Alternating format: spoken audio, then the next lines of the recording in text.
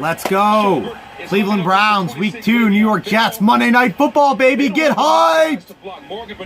We're coming to you guys at the beginning of the second quarter. My phone just did not have the battery power or the battery life to come to you guys at a decent time on this one. So we are late.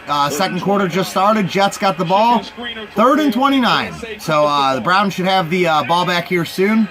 Let me turn this volume down a little bit here so we don't get copyright struck. Basically, guys, the only thing that happened that you guys missed was Odell Beckham Jr. made an incredible catch.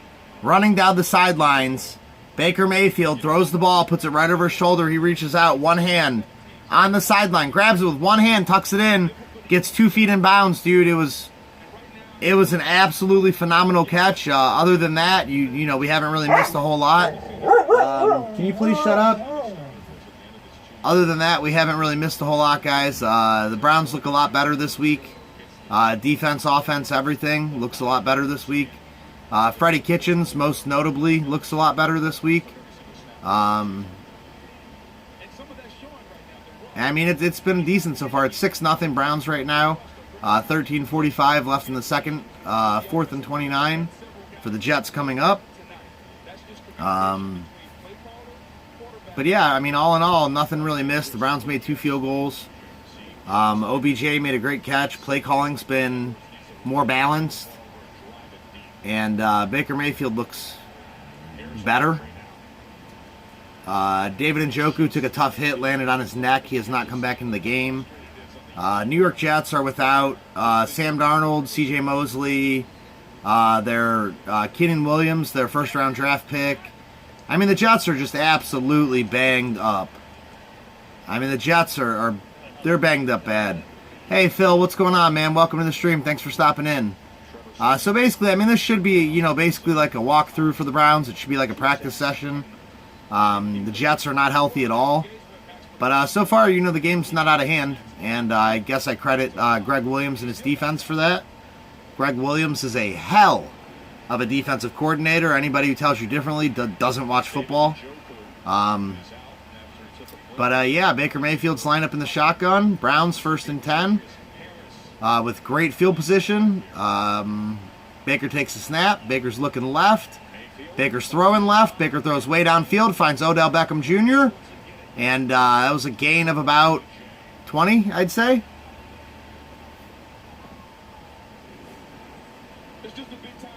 Pretty good play there. Beckham looks amazing tonight. Like I said, he had that one-hand catch running down the sidelines.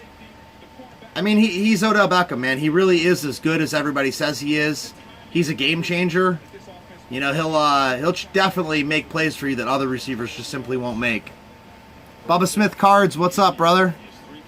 No touchdowns so far. Kidder 96, you're absolutely correct. 6-0. Browns have 2 field goals.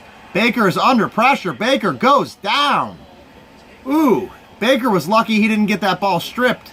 Baker's like this, and he's got the ball back here, and the guy's just going like this, and somehow Baker was able to hang on to that. Really, really fortunate that he was not strip sacked there. Greg Robinson just got beat. He's actually holding and still got beat. So, but yeah, Baker held the ball a little long on that one, guys. Let me get this pulled up on my computer here so I can read the comments or the chat. Baker's back in the shotgun, 2nd and 20. He throws, finds Odell Beckham Jr. No, that was Nick Chubb. I take that back. He found Nick Chubb for about 10.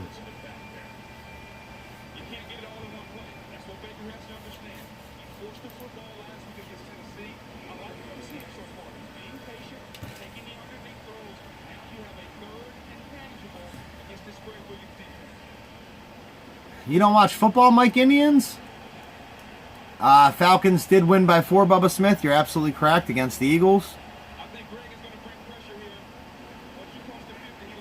3rd and 7. Baker's back in the shotgun. Snap, looking straight down the middle of the field. Throwing, looking left, throwing down the middle. Finds Johnson. Gain of about 4. He couldn't pick it up. That'll bring up 4th and 3. And the Browns will have to punt, I believe. Or wait, no, I take that back. We should be in field goal range.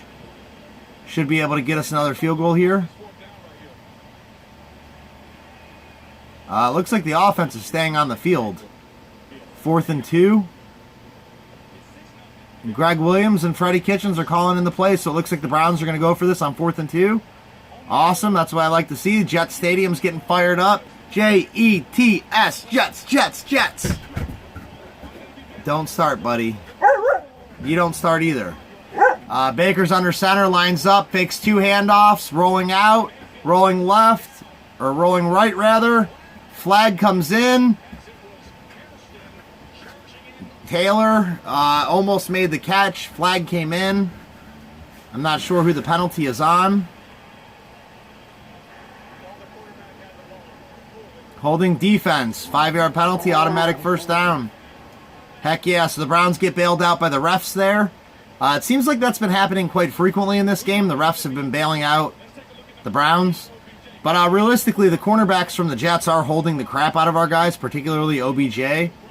So, I mean, if they wanted to, they could call this defensive holding, you know, every single play if they wanted to, but they haven't been. That was kind of ticky-tacky. He had the guy around the waist like this. He had both hands around his waist. It was kind of ticky-tacky.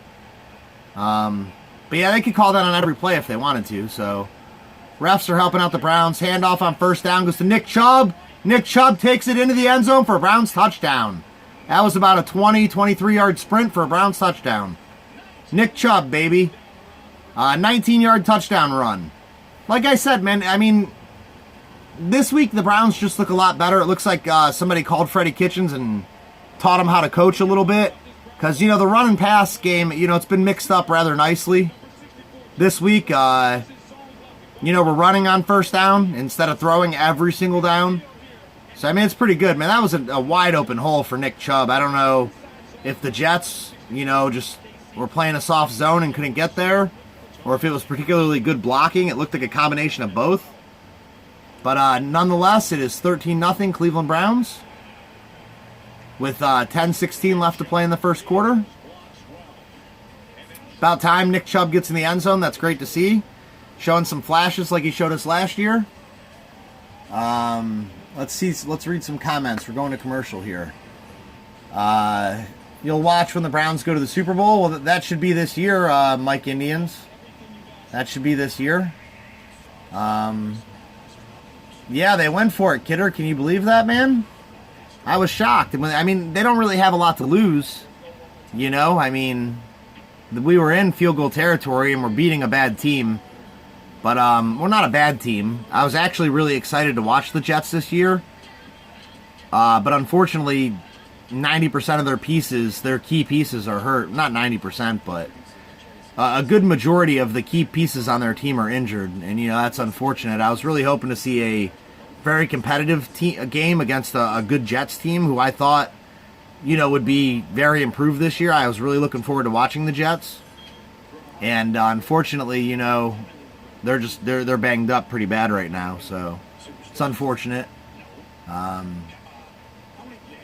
Yeah, Balls, we're a little late getting this one going, Matt. I was out doing a fishing stream and I completely killed my phone. Didn't catch anything but a little tiny channel catfish. I'd say anywhere from 12 to 15 inches. I didn't even measure him. That's how small he was. But yeah, I killed my battery running a fishing stream, so I couldn't stream, you know, until the second quarter. And now I have 60%, and I'm hoping that'll last for the rest of the game, I'm hoping. But yeah, you know it, Balls, man. We love our Browns around here, you know it.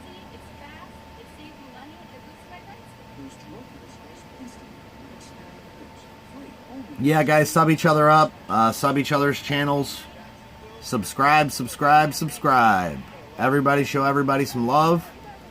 And hopefully the Browns continue playing like they're playing. I mean, again, the Jets' defense is ravaged. Their offense is ravaged. So, I mean, you can't take a whole lot out of this game. But just simply from a playing fundamentally sound football, the Browns have yet to be penalized unless I missed one. I mean, special teams, we had a penalty, but that's going to happen on kick returns all the time. But the Browns have yet to be penalized for anything, and especially anything stupid. The Browns are mixing up the run and pass. The Browns are getting OBJ really involved. Baker looks settled down. Our kicker's making his field goals and extra points. I mean, the Browns just look like a better team. Our defense is getting great pressure on the Jets quarterback. And again, I don't know if that's the Jets effing up and blowing assignments, but Myles Garrett got a sack, completely unblocked sack. Olivier Vernon's been in the backfield completely unblocked a few times. But getting lots of great pressure on the Jets quarterback. Jets offensive line is holding. I mean, all in all, everything looks, worlds better this week than what it looked last week. Last week, I mean, all of those things I just mentioned looked absolutely awful. But again, you can't take too much away from it. The Jets are really down right now with, without a lot of their good players. But so far, so good. I'm liking what I'm seeing. Simeon drops back to pass, finds his man, incomplete. That is probably, I don't know what that penalty, there's a penalty down.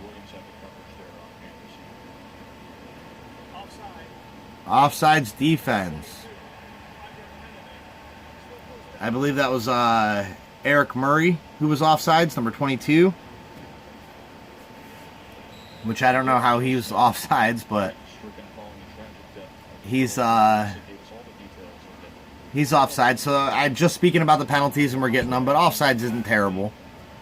A 5-yard penalty, 1st and 5. Trevor Siemian lines up under center.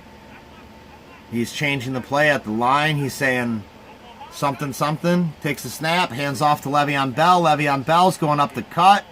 Gain of about 8 yards for Le'Veon Bell. Bring up another 1st down. That was a run to the right side. Up the gut.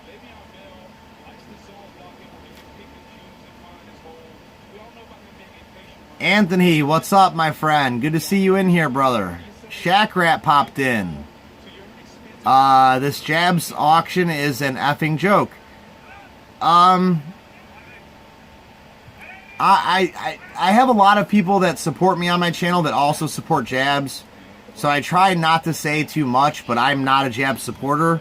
I don't rock and roll with Eric Jabs. I never really have rock and rolled with Eric Jabs. I don't understand why everybody thinks that Eric Jabs is like a god among men. He's just a guy who teaches school and shows cards online just like the rest of us. That being said, I'm not going to say anything bad about him, but I don't particularly rock with Jabs. So I don't know what Jabs does on a day in and day out basis. So I can't really comment too much. I know that he has ripped off some of his viewers before. I know that he sold a 10-cent Jose Uribe card to one of his viewers for like $150, which in my opinion is absolutely unacceptable and uncalled for and shouldn't be tolerated. But that's the only thing that I've really seen him do myself that was, bad on his part. I hear lots of horror stories how people send him stuff and they never get sent anything back. But I mean, that's my piece on Eric Jabs. Not a fan of him. But, to each their own. I'm not disparaging the guy. I'm not bashing on him. But I couldn't tell you what even happens on his channel, to be honest. I couldn't even tell you. Simeons takes a snap in the shotgun. Throws a quick screen. Plays blown dead. And something happened.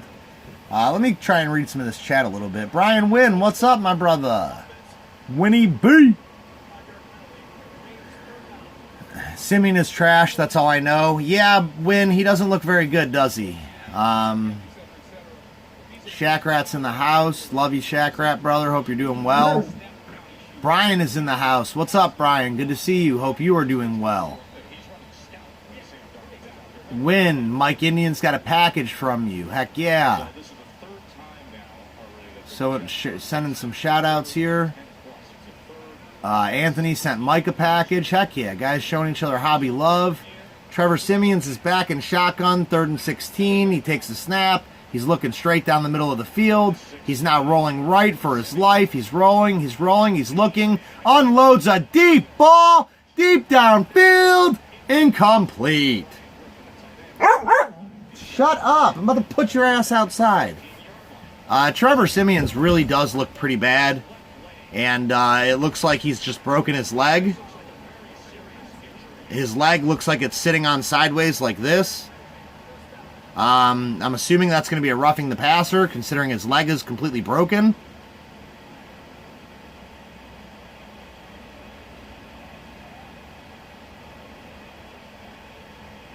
I don't know.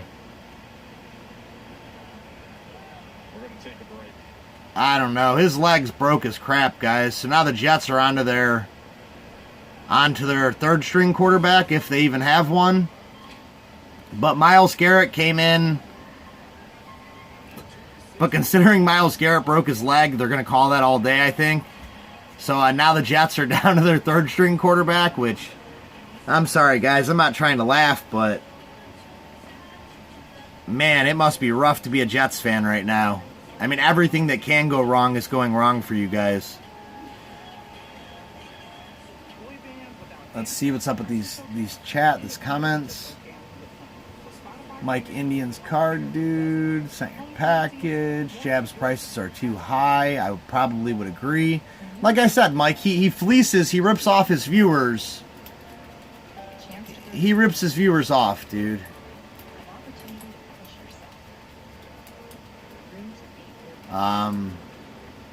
He rips his viewers off. I mean, that's all there is to it. He takes that status that he has, like, as like a YouTube hero or whatever, and he rips people off. You know, I'm just not down with that. I'm not a fan of it.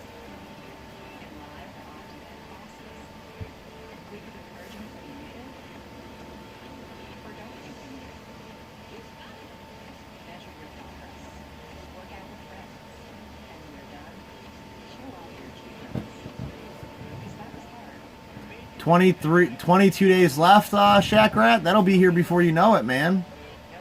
That will be here before you know it.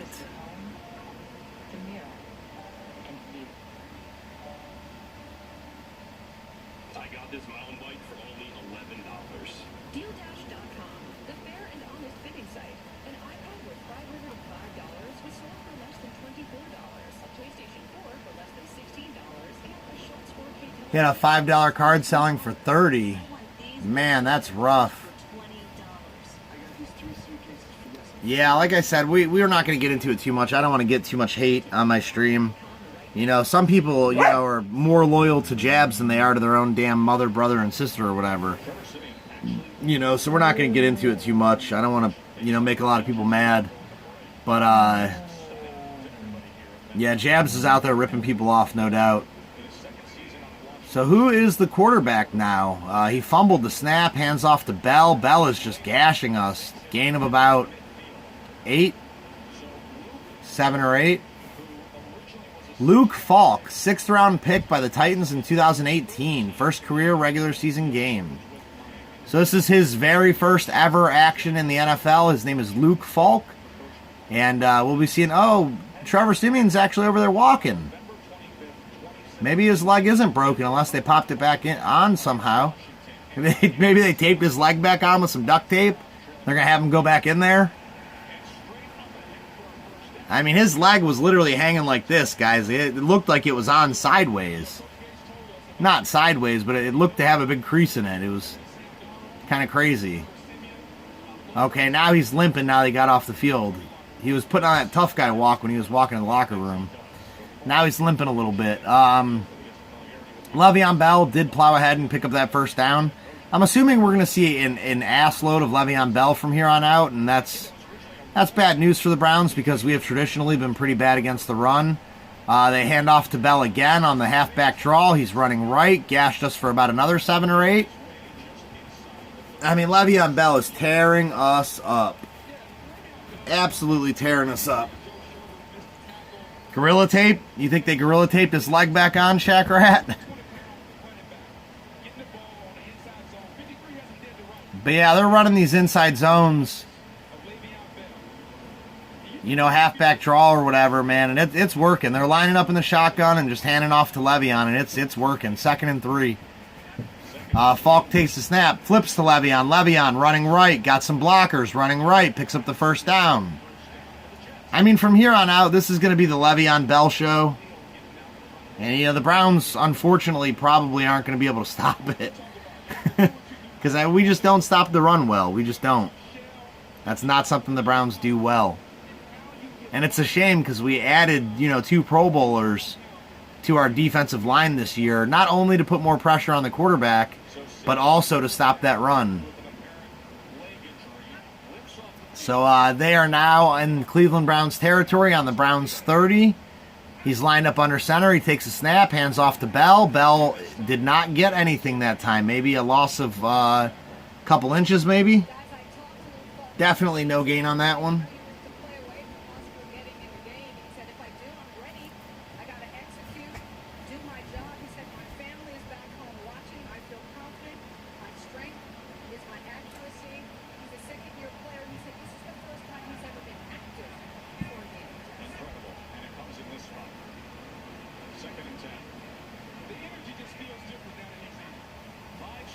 Yeah, Anthony Shackrat's a good guy, man.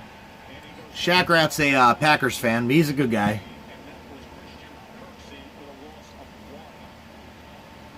He's always trying to get them Packer cards, man.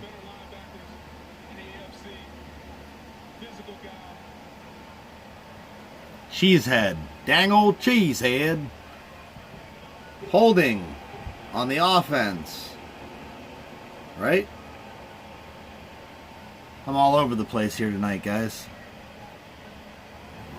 I believe there was a hold on the offense. Holding. Offense number 68. 10-yard penalty. Still second down. Penalty has been accepted. Holding on Kelvin Beachum. Second down. Repeat second down. Well, this is a situation that you don't want, obviously. You're second and long. You got your third quarterback. And you're trying to get your offense moving. I'm Adam Gates now. So now they are now 2nd and 20. They have not allowed Luke Falk to throw a single pass yet. Maybe this is where we'll finally see if he has an arm or not.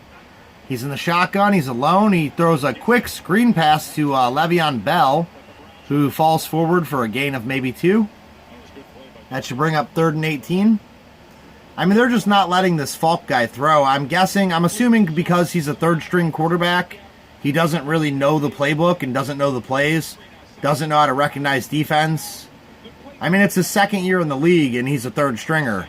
He probably never in a million years dreamed that he would be playing in this game. So they're not really letting him throw the ball. That brings up 3rd and 19. He's lined up in shotgun. The Jets have trips. And they hand off up the middle. He is gashing the defense. Gain of about, 13 for Montgomery, whoever he is.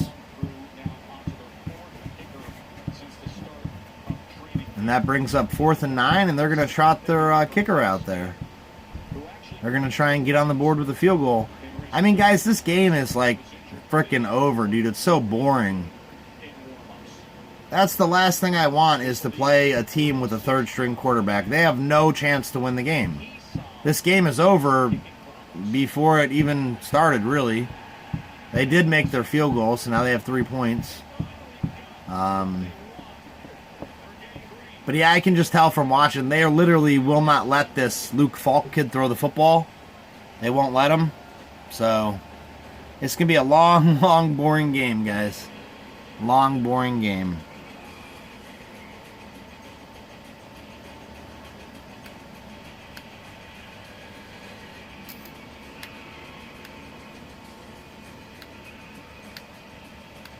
Yeah, Big Mike, Browns are taking it to him, but I mean, again, I'm not seeing anything particularly, exceptional. They really shouldn't score any points, realistically. They're one-dimensional. They literally have to run the football, and we know that they have to run the football, and they're still running the football with success on us. To me, that's not something that you want to see, really. I think we should be doing better on defense. That's always been a problem with the Browns, is stopping the run. But, all things considered, the Browns are winning, and, they look pretty decent.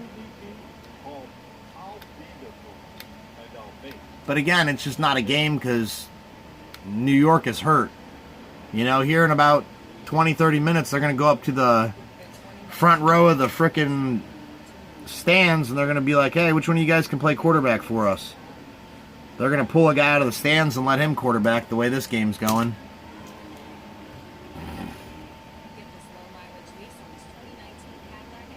Yeah, you guys are 2-0, Shaq Rat. But I mean, that don't say a lot. You beat Kirk Cousins and the Vikings, dude. Kirk Cousins is hot trash. So I expect you guys to beat the Vikings. And I don't remember who you beat week 1, but they weren't very good either. So I expect you guys to be 2-0, but I'm not taking nothing away from you guys. Packers look good this year. My biggest takeaway from watching the Packers is that defense. That defense of the Packers is truly surprising to me. I expected them to be decent, but I didn't expect them to be that good as they've been playing. The Packers defense is legit.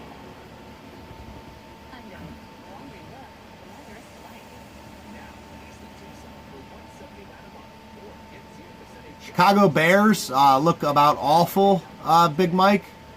You got a great defense over there. You got a lot of awesome players on that defense.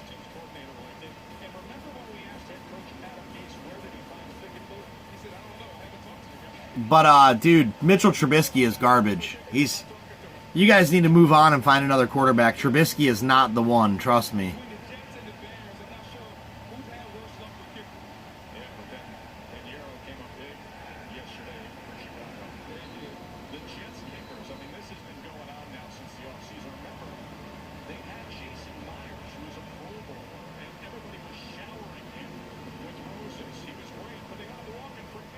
Okay, yeah, that was the Bears you guys played. Yeah, that was the game that came right down to the wire. That was the one that came right down to the wire. And again, dude, the Bears aren't a bad team. They just have a really, really bad quarterback. And when you have an awful quarterback, it's hard to be competitive in this league. But yeah, Kirk Cousins is overpaid. I mean, you have to look at it realistically, guys. I don't know if you guys know this, but Kirk Cousins' statistics while playing against winning teams, he has played winning teams 31 times, and he has won 5 games. 5. You can count them on one hand, literally. The amount of times that Kirk Cousins in his entire career has beat a winning football team. And by winning, I just mean over 500. So they could be 4-3, they could be 6-5, they could be 9-7, or whatever. The amount of times he's beat a winning team, you can count on one hand. That's a bad statistic. He's 5-26 against winning teams. That right there should be all you need to know about Kirk Cousins.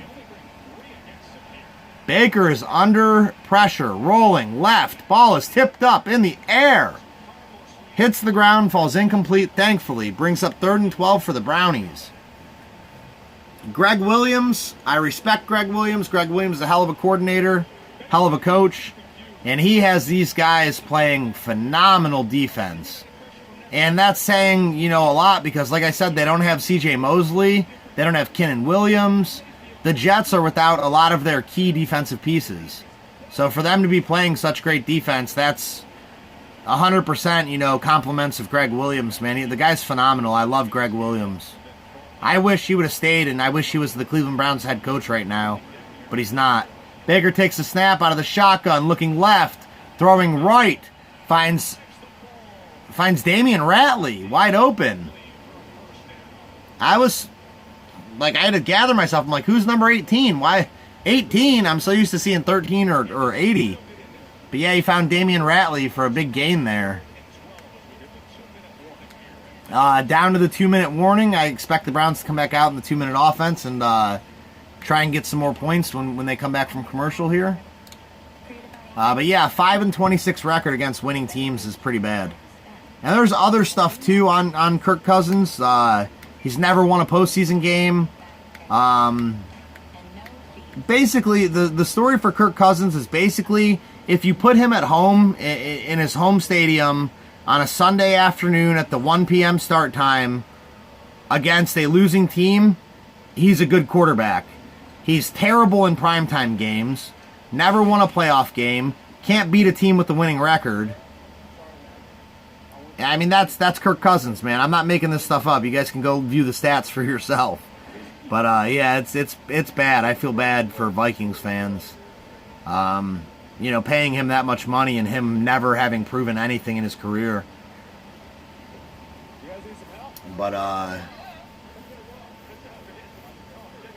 what else were we talking about here? But yeah, no, the Packers are legit, Shaq Rat. I wasn't dogging on your Packers. They're legit.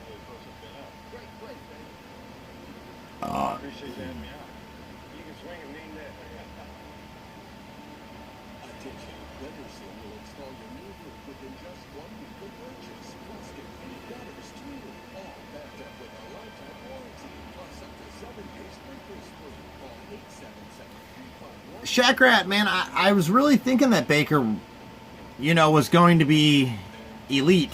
So far this year, he hasn't really shown me much to put him in the elite category, but I would definitely say that he is a good quarterback. Hola, Isaac. ¿Cómo está?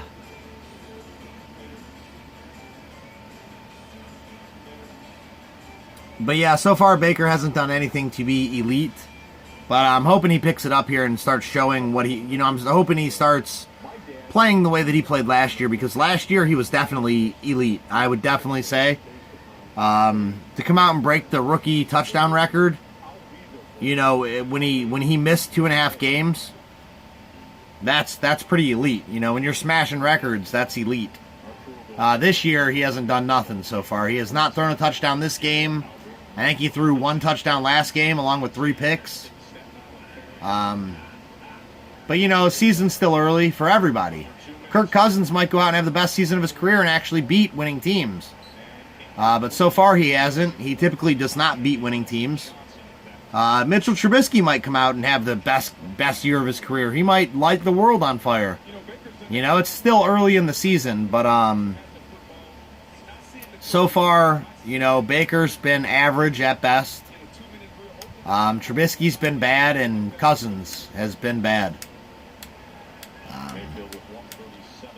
Obviously, Sam Darnold has mono, so we don't really have much of a thing on him.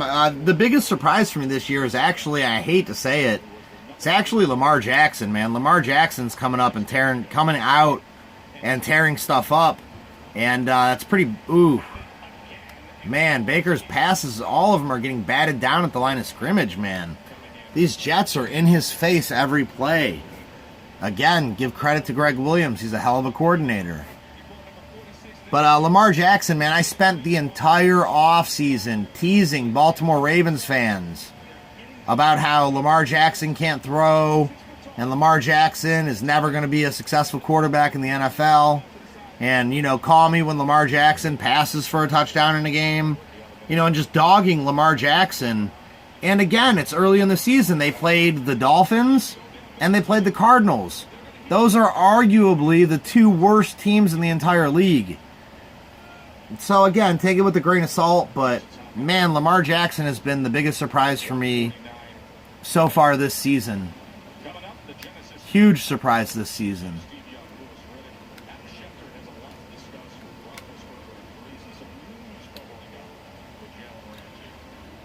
Doing well, Isaac. Muy bien. Muy bien.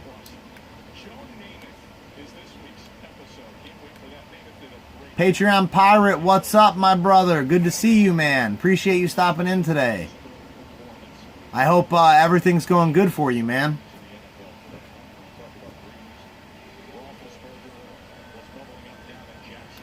What is my take on Colin Kaepernick? I don't have a take on Colin Kaepernick. I had a take on Colin Kaepernick, but we're just not going to get into that, man.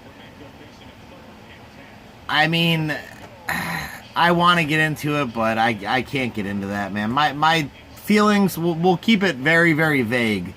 My feelings, I'm a very conservative person. My feelings are very conservative. So we'll just leave it at that. I don't want to get into it too much. I know there's issues and things, that are wrong with this country and wrong with certain things in this country. But there's a time and a place for everything, man. And, we'll just leave it at that. I'm a very conservative guy, so I'm not the biggest Colin Kaepernick fan. But at the same time, I don't hate the guy either. Baker is back in the shotgun. 4th and 4. We're going for it again. We actually just tried to draw them off sides. We're going to take the delay of game penalty, and we're going to punt the ball away. 1 minute left to go in the second quarter.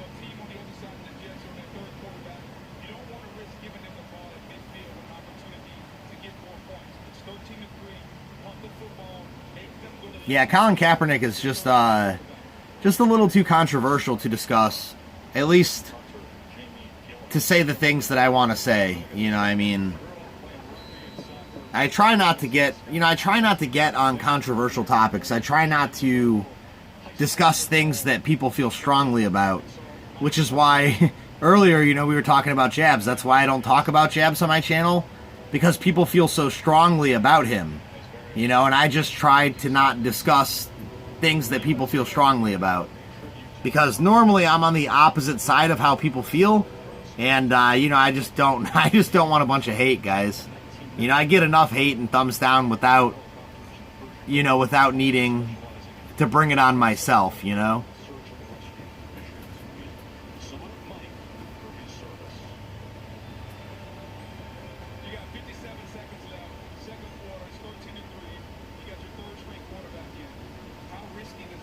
Exactly, Bubba Smith. There you go. You said it, Bubba. Exactly.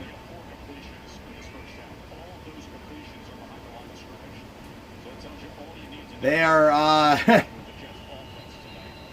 guys, there's 1 minute left in the second quarter of a Monday Night Football primetime game. The Jets are only down 13-3. And they're literally coming out and running Le'Veon Bell. Dude, this game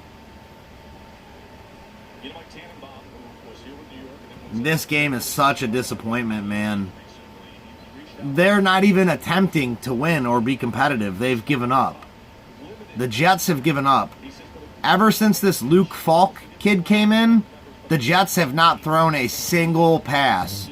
Or I take that back. They did allow him to throw one screen pass to the wide receiver. But other than that, they have not allowed him to throw a single pass. So that's terrible news for the rest of this game. He faked the handoff. Oh, he threw the ball. Oh, his receiver dropped it. Oh, dude. Bellamy dropped it. He was wide open. The ball hits him right here in the hands, and he freaking drops it.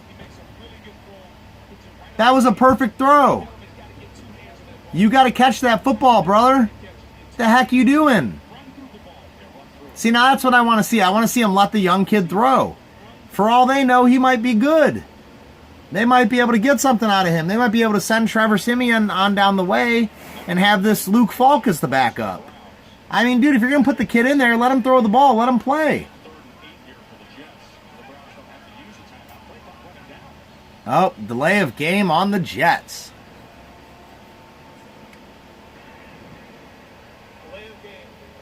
Offense. Tiger penalty. Still third down. Speaking of, you're backed up and you're already in. You played a decent first half. It's a two-score game, 13-10. Not sure what they're trying right now. Hand this football off. Punt the ball. Who, the Jets, Big Mike? The Jets helmets are way too clean?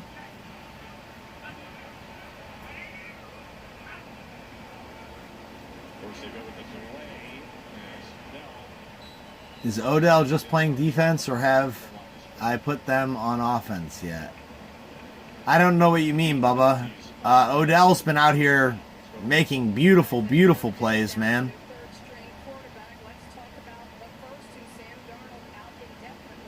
Odell's out here, man. Odell's out here being Odell, doing what Odell does. I mean, realistically, guys, Odell Beckham Jr. is a game changer. He makes catches that other receivers just aren't going to make. The catch that he had earlier in tonight's game was honestly one of the greatest catches I've ever seen. I mean, it just was. It was phenomenal. It was an Odell Beckham-esque catch.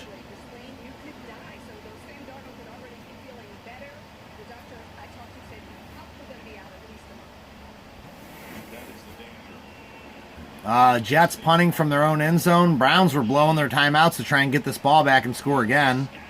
The ball took a super, super favorable bounce for the Browns. The Browns are going to have the ball from their own 40. Of work left for Baker Mayfield. Yeah, 35 seconds, no timeouts. Okay, so 35 seconds, no timeouts. We got it on the 40, but the Browns are just trying to put this game away before halftime, I guess. I don't know. This game is a disaster, guys. I'm not seeing much of any of the things that I wanted to see. There has been a better mix-up of run and pass. The defense obviously is going to look better. I mean, this game's just not telling me anything, is what I should say. I am seeing some things I would like to see, and I'm seeing some good things. But realistically, this game is not going to tell you anything. I mean, it's a joke. It's a joke of a game. Baker's in the shotgun, takes a snap, 7-step drop, throws way downfield. Odell Beckham goes up. Incomplete.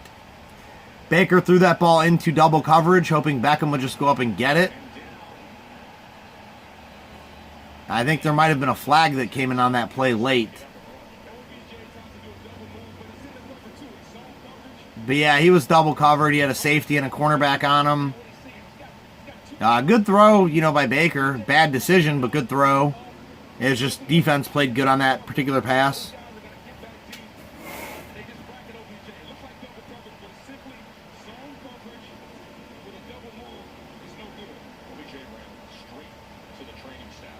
And now Odell Beckham is injured. Or it appears to be injured, and this is why you don't go out and try and score. Don't get me started, guys. Baker throws low to Johnson, incomplete. Baker missed his guy. this is the end of the play with Odell Beckham Jr. Tried to get up, went right down, then ran off to the bench. I don't know. Odell Beckham might have been faking to try and get him to stop the clock, maybe. I don't know. That doesn't make any sense, though, because he incomplete pass. So I don't know. Beckham got hurt on that play, and that's why you don't go out and get cocky and try and score. In a game that you're already winning, the Jets have no chance. They're not even trying. It's obvious. Why are you out there trying to run the damn score up? Take a knee, let the game go to halftime, and come out and finish the game. That's ridiculous. But instead, your biggest wide receiver, your star player, is now injured. That's the kind of stupid-ass shit that I don't understand about the Browns. But maybe I'm looking at it all wrong. I mean, I don't know, guys. Baker is still lined up in the shotgun. Takes a step, looking left, throws left, incomplete. I mean, all of Baker's throws lately, last week, this week, they're high, they're low, they're short. I mean, he's made a couple good throws, but for the most part, he doesn't look fantastic. Beckham's running off the field. Odell Beckham Jr. was jogging, so that's got to be a good sign. 3rd and 20. The Browns came out, got backed up out of field goal position. Baker still in the shotgun, lined up, 1, 2, 3, 4-step drop, throws the ball downfield, caught by Jarvis Landry. Browns trying to hurry up to the line and spike the football here. From their own 25, Baker takes a snap, throws the ball on the ground. Clock is stopped with 5 seconds to go. And I think we're going to bring out the field goal team, I reckon. Yeah, Jarvis Landry came up and made a nice 25-yard reception there. They were just playing a soft cover 2 with the middle of the field wide open. Landry took a wallop on that hit, man. Man, dude. I don't know if Greg Williams is still running the Bounty Gate, but if Greg Williams is still running Bounty Gate, dude, a lot of these Jets players are going to be getting paid because they're out here putting big hits on the Browns players, dude. They smacked David Njoku when he was in the air, flipped him over, he came down and landed on his neck like, I thought the dude was dead. I didn't expect him to get up. He ain't been back in the game since. But, yeah, they're out here putting licks on dudes. That last one, Landry caught the ball. They hit him low in the back of the knees. And then when that guy pinned his legs down, the other guy came over the top and slammed him in the back and fucking bashed his face off the ground. I mean, the Jets are out here putting licks on people, man. And that's what you're going to see with a Greg Williams defense, man. That's why I love Greg Williams. The dude is phenomenal.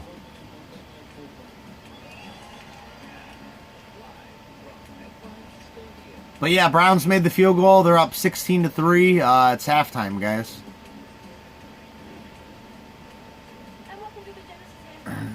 Yeah, I know how to play euchre, Bubba. I used to play it all the dang time. Haven't played it in a while, though. It's a card game, Big Mike. Everybody gets 5 cards. The jacks are the left and right bower. You have to follow suit. Whatever card gets flipped up on the kitty is trump. Unless everybody passes, then somebody else can call trump. But basically, you have to take 3 tricks to make your point. If you don't get 3 tricks, you get set. It's a fun game. It's a fun game.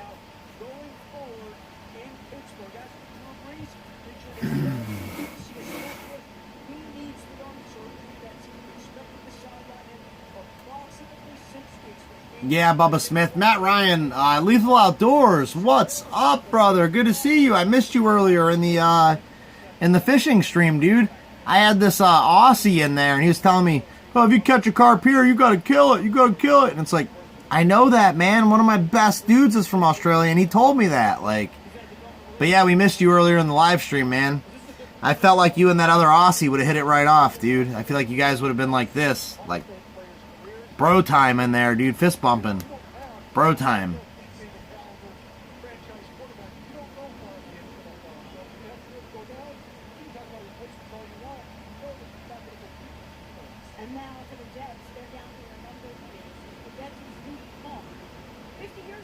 Oh, man, guys, I gotta quit the yawning.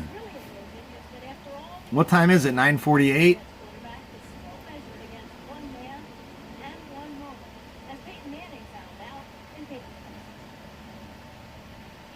Oh, you're sleeping in today, Lethal? Catching up on some Z's that you missed out on, my friend?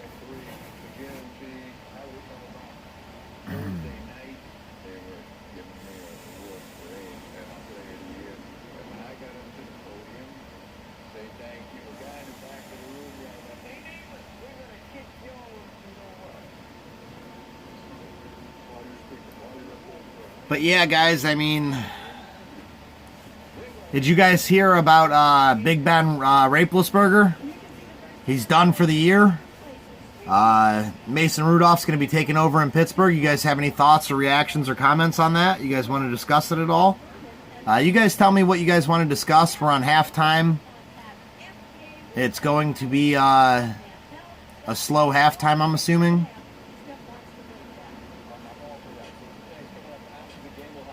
You know, it's Monday Night Football, so, you know, we're the only game on the air. There's nothing waiting to come on after us, really. So, you know, they're going to draw the halftime out. They're going to show a lot of...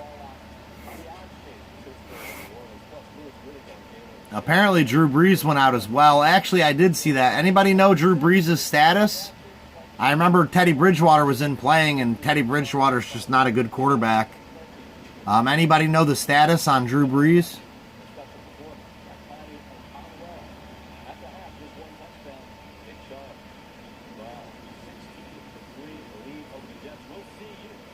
Yeah, you can go a loner. You can go a loner, but if you go a loner, you got to take all 5 tricks. Well, you don't have to, but to get your 4 points, you have to take all 5 tricks. Breeze is out for 6 weeks, huh? Yeah, Big Mike, that's what I was thinking about, man. It's like, dude, I really need to run to the store and get some food. I mean, I don't need to, but I want to. Because I'm fat like that. And it's 9:50. Everything closes at 10 or 11. And, I mean, this Browns game's pretty much over. But, and, you know, we don't have very many people in the stream tonight. You know, my last Browns reaction stream ended up getting 850 views. I was kind of hoping for similar production tonight, and it's just not happening. And that's fine. I love you guys. I love hanging out with you. But I was debating on whether I should just end this and just go to the store. I mean, it's up to you guys, man. If you guys want to stay and hang out, we'll stay and hang out. If you guys, are just going to leave, if you're just going to leave in a few minutes, then I don't know. I don't know. What do you guys want to do? So Breeze is out for 6 weeks, huh? And Big Ben's out for the year.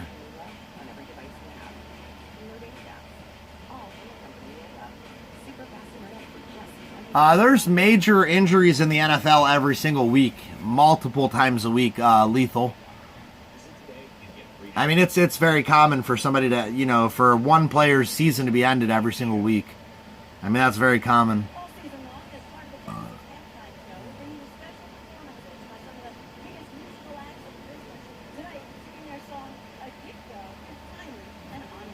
Yeah, I could take the stream with me, or I could come back and start it back up. But I also kind of don't want to miss the Browns game either, I would be listening to it on the radio. Bridgewater was really good when he played for the Vikings.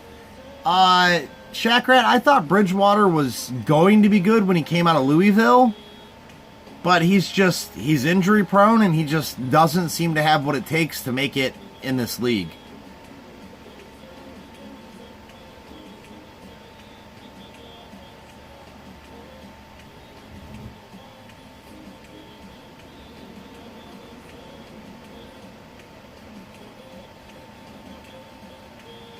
Shaqrat's hanging out till last call. That's what's up.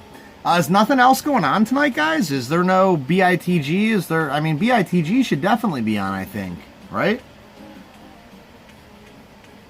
BITG should be on. I know that somebody said Jabs was on earlier, which, again, I give a crap less. But Deafness, Jimmy Guns usually does Monday nights. Nobody else is on, guys? I'm just curious. Like I said, I appreciate that you guys are here hanging out with me. It's a boring football game. Nothing even to get excited about.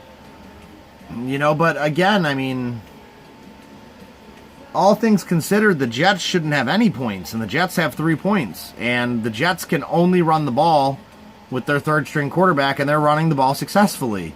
So when the other team comes and lines up and you know that they're going to run the ball and they're still able to do it on you, that's a warning sign.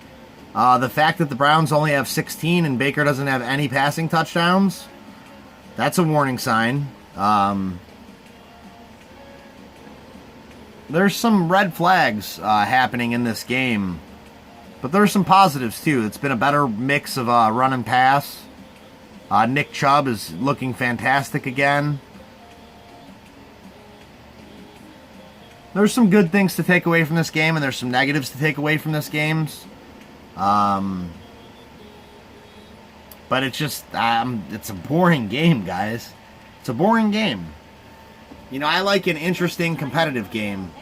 Man, I wish I could show you guys this catch without getting copy stricken.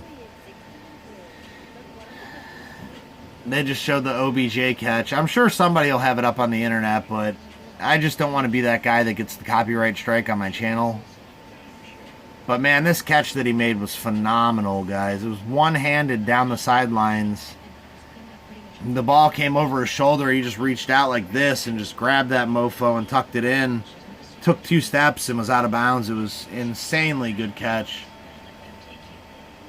It wasn't quite like his catch that he made when he was with the Giants, where he was falling backwards in the end zone and grabbed it from back here and brought it in. It wasn't... there goes Deafness. What's up, Deafness? How you doing tonight, brother?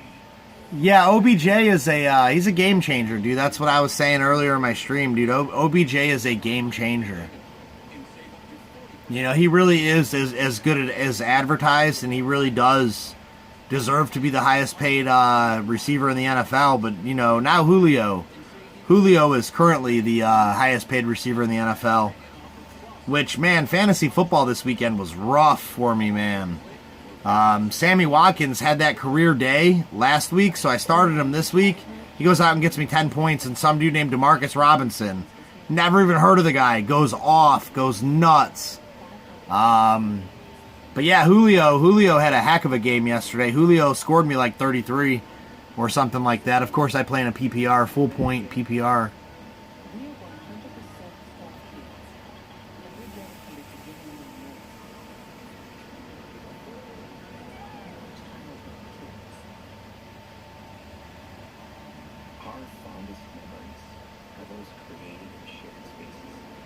But Deafness, man, to be honest with you, Deafness, I really did expect the Jets to be better this year.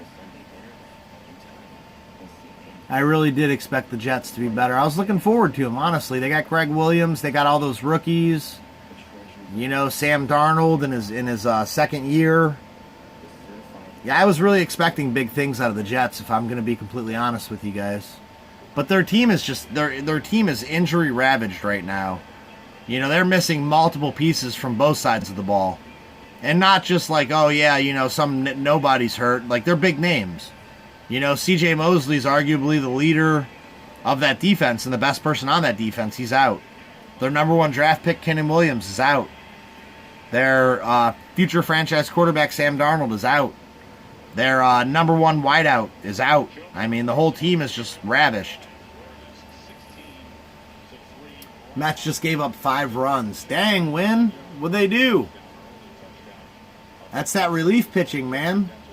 I'm assuming, was it relief pitching, Win? I'm not watching the game, obviously. They're 0 for 6 on third downs. They have 4 pass completions. The longest is for 3 yards. Meanwhile, on the other side, we've got Baker Mayfield, our Burger King of the moment. Yeah, Baker Mayfield is playing well. I like what he's doing. Reading coverage so far and reading where to put the football. And he can make all the throws. Yeah, I seen that, Deafness. I seen they showed a highlight of that, man, where he was replaying that catch over and over. I seen that, man. The pitcher drove in 2 runs on a single. First hit of the season for him. Dang, Win. Ah, that's rough, brother. That's rough. Cashman actually looks pretty decent, Deafness. Cashman's been up in he's been up in Mayfield's face, batting down balls. I mean, Cashman looks pretty decent, all things considered.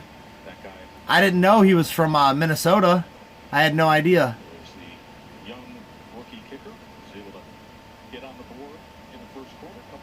Dang, Win, that's rough, brother. But at least you're not a Cleveland fan. We lose everything. Except for the 2019 NBA championship, dude. We've lost every championship or every big game. Then again, the Mets haven't ever won anything. When's the last time the Mets won something? Like the 80s? I know in 96, in the strike year, the Mets had the best record going into the strike. That could have been their year. Trenton Cannon takes the kickoff from the end zone, brings it out, brings it up to about the 23-yard line. There's a flag down on the play, like all kickoffs. They don't want these guys running the ball out of the end zone. That's why you see a flag on every single play. It's like, dude, catch the ball and drop your knee. They don't want them running the ball out. They just simply don't. So I'm assuming that's on the Jets. They'll back them up, I'm assuming, half the distance to the goal. So they'll probably get it on like the 12-yard line, 13-yard line. And again, they're not even letting their quarterback throw, so that'll be interesting to see if they let him throw. Robbie Anderson hasn't really done nothing tonight. Bellamy's been dropping passes. The only player on the Jets who's worth a crap tonight is Le'Veon Bell, man. Le'Veon Bell's been carrying this team on his back. But maybe since they had halftime to go in and make adjustments, maybe they're going to let Falk throw now.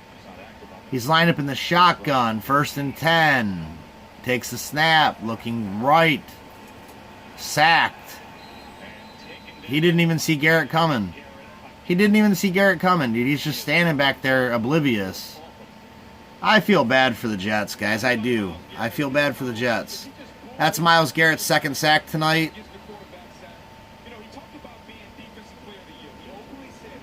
But yeah, I mean, Myles Garrett needs to be better this year than he has been. For all the, for the draft, pick, him being number 1 overall and all the hype and his freak athleticism, he doesn't really put his stamp on the game very much. He needs to be able to go out there and, you know, you need to be able to watch a game and be like, dude, Myles Garrett was a big difference maker in this game. So far, that hasn't really happened in his career. The biggest things he's known for are big penalties, jumping off sides, etc.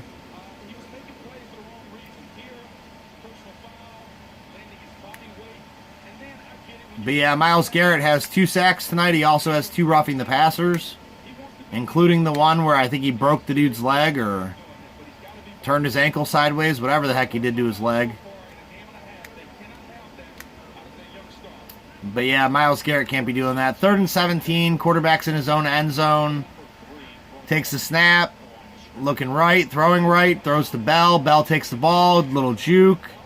Gain of about 7 yards, and the Jets are going to punt. Pretty boring stuff. But yeah, Myles Garrett needs to be better, man. He really does.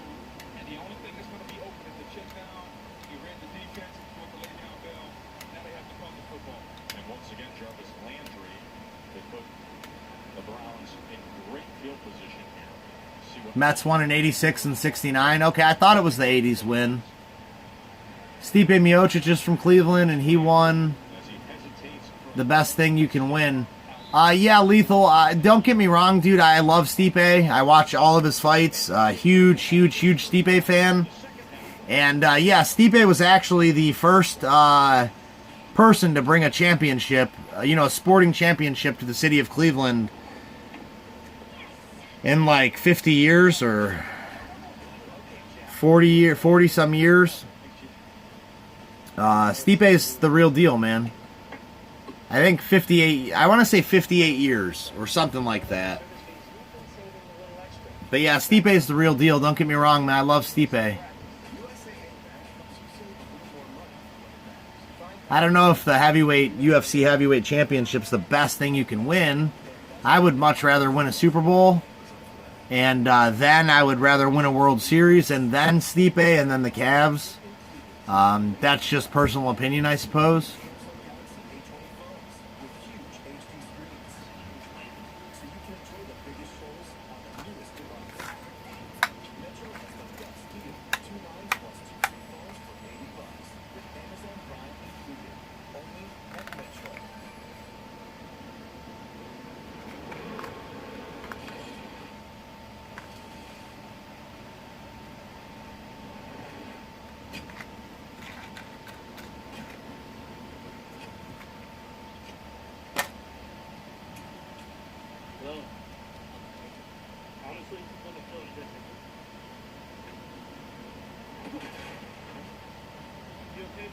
Yeah, Deafness. Yeah, I hear you talk about that all the time, man. But I mean, Stipe's a real dude. I don't think he lets being the heavyweight champion of the UFC, the baddest man on the planet, I don't think he lets that go to his head, dude. The guy is a firefighter first. The guy is a firefighter first and a UFC fighter second. Like, Stipe's just he seems to be a real guy, like a really genuine, real person, like, he doesn't let that stuff go to his head. He's just a down-to-earth, yeah, exactly. He's a real champion, exactly. For sure. For sure, brother, for sure. But yeah, that's awesome, man, that your cousin, knows him and stuff. That's crazy, dude. Absolutely crazy. And then another thing, too, like when he was taking that year off, when Cormier kept ducking him and wouldn't fight him again because Cormier knew he was going to lose, when he took that year off, dude, the only fights that he would fight were for charity. He wasn't out there making any money fighting, and any money that he made fighting was going to charity. 100%, dude. Like, the guy's out there raising money for charity. He's out there fighting fires, and it's even crazy, like, him and Cormier were smack-talking each other, and Cormier's like, well, I've been out here and I fought this dude and I fought that dude. Who you been fighting? And Stipe Miocic comes back at him like, bitch, I've been out here fighting fires. Like, I don't know. Stipe's just a real dude. He's a real Cleveland dude, man. He's awesome. Can't say it enough, man. I love Stipe. So tonight you got Baker, 11 of 24 for 162 yards. No touchdowns, no picks. Not great numbers, guys. Beckham would be our number one receiver, who is back on the field, by the way. Still have not seen Njoku since that nasty hit he took. Chubb's coming out of the backfield, running left, breaking tackles. Gain of about 8 or 9, maybe good enough for the first down. They're going to give him 8. So that's going to bring up 3rd and 2 for the Browns. But yeah, Nick Chubb is a beast, guys. I wanted Nick Chubb as my first overall pick in fantasy. Obviously, he wasn't there. And I slept through my fantasy draft, so I didn't get to control who I picked. But if I couldn't get Nick Chubb, I wanted Dalvin Cook. And now I'm freaking pissed because I slept through my draft and the computer auto-drafted me David Johnson, who was a bum last year. Ooh, Baker just got sacked, dude. That was nasty. It looked like he took a pretty big hit, too. But, yeah, David Johnson's garbage, dude. I don't care. Like, I know he's had good seasons, but David Johnson is garbage, and he was my first overall pick.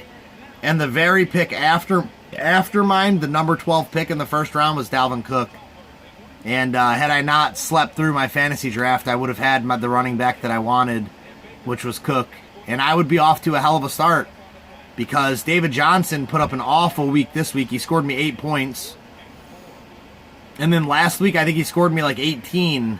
But that was only because he caught like a Hail Mary touchdown pass. You know, he came out on a halfback wheel route and just nobody covered him at all on the wheel route. And he got wide open and caught a touchdown. It was like a 75, 80-yard touchdown.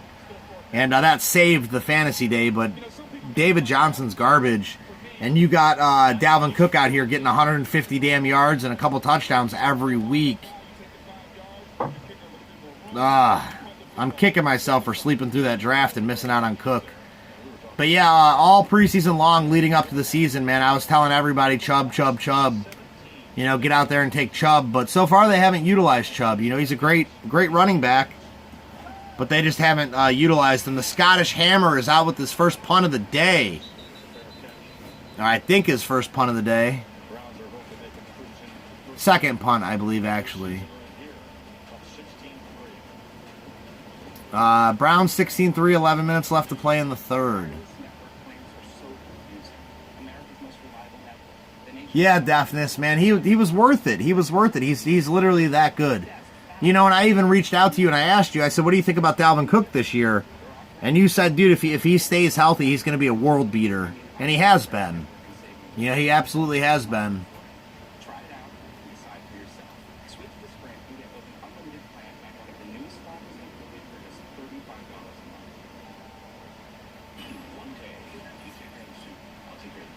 Who's that? Njoku's out with the concussion? Dude, that hit he took, dude, he landed on his neck. He was like, that was nasty, dude. But again, that's what Greg Williams brings you. That's what Greg Williams does. That's why I'm a big Greg Williams fan, man. I love the guy. You know, he was good in New Orleans. He was good when he came to Cleveland. I think he's good for the Jets. The Jets are out here missing multiple stars on their defense, and he's taking who he's got and he's putting them in and they're playing for him. Because that's what Greg Williams does, dude. He gets his players to play hard. It don't matter if he's got a bunch of kids from the JV team out there. He's going to get those kids fired up and they're going to play hard. You know, he's going to make them JV kids believe that they can beat these 30-year-old grown men. You know, that's why I love Greg Williams, dude. I give him all the credit, dude, for the reason the Browns look awful. You know, he's out there playing with mixed and matched parts and pieces, and he's succeeding, man. He's getting the job done, you know? Yeah, Shaq Rat agrees. You agree, Shaq Rat. That's what's up, brother. Yeah, Cook is... If Cook stays healthy, you know, he's gonna have a career year. He could be, you know, top 3.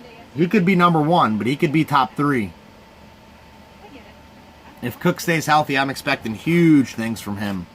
I haven't actually looked. Daphne says top 5. Yeah, I haven't actually looked at rankings and where he's actually at this year. But I'm sure he's already top 5. I'm sure he's got to be. There's not many guys out there that are performing better than him. Defensive plays after I thought he was unfairly let go in Arizona after 1 year. It's good to see him land on his feet. He's first in yardage. His defense is playing. I believe it too, man. He's had 150 plus yards 2 weeks straight, or right around there. Falk takes the snap. Flag in on the play. Play blown dead. I'm glad they're letting this Falk kid throw, though. Offense number 55. 5-yard penalty. False start, 5-yard penalty, replay first down. I'm glad they're letting this Falk kid throw the ball, though, because honestly, it's not going to be very hard to be better than Trevor Siemian, dude. He can get himself moved up on the depth chart. You know, because Trevor Siemian looked awful. He was missing everything. He couldn't hit the side of a barn the way he was throwing the ball. Falk back in the shotgun, takes the snap, looking left, looking right. Sacked again, Myles Garrett. This Falk guy is literally standing back there. Dude, it's a disaster for the Jets. It's a disaster. Myles Garrett's a good player, okay? Don't get me wrong. But this dude is just holding the ball entirely too long. You can't hold the ball that long while Myles Garrett's coming after you. You just can't.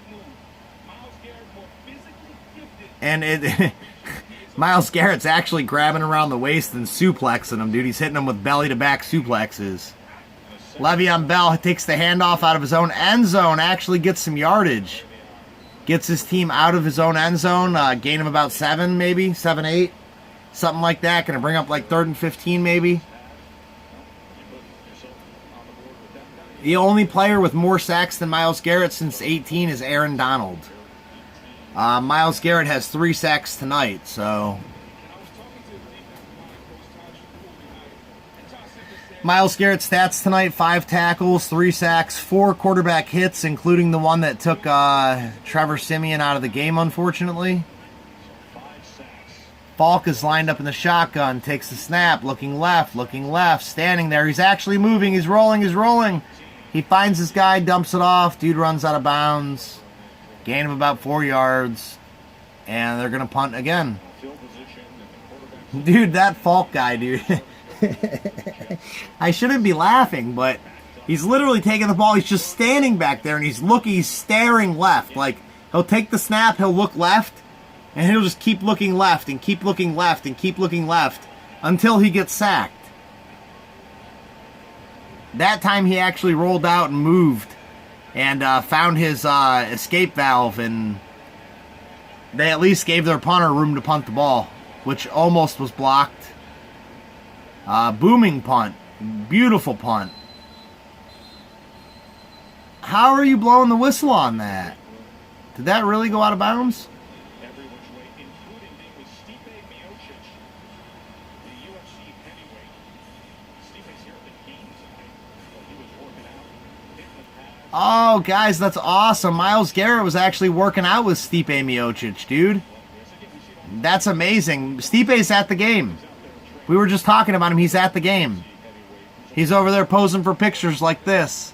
Family comes from Eastern Europe, but he went to high school. That's awesome. Stipe's actually at the game, guys. That's too cool. But yeah, they actually had a thing of Myles Garrett working out with Stipe. That's awesome.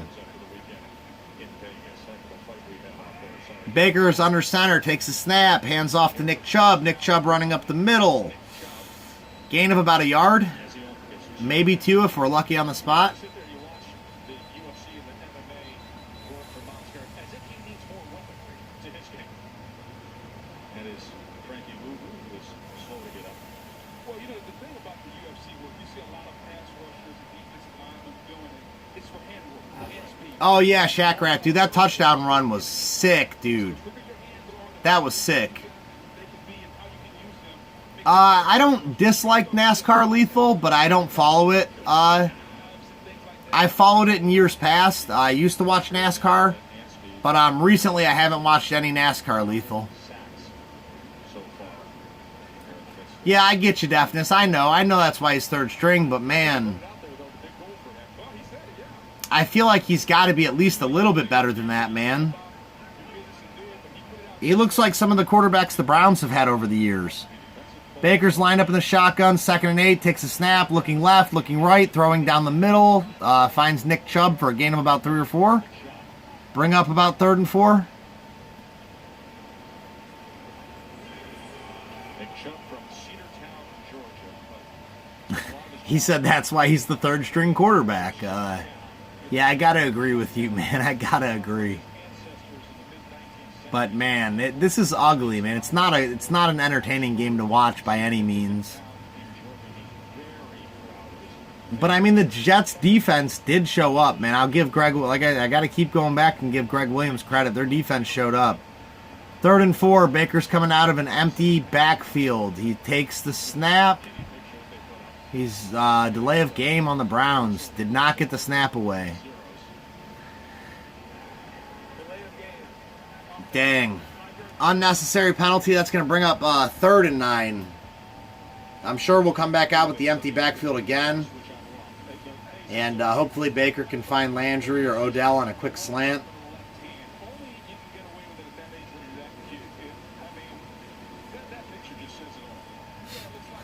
They're showing baby pictures of Nick Chubb. It's pretty funny.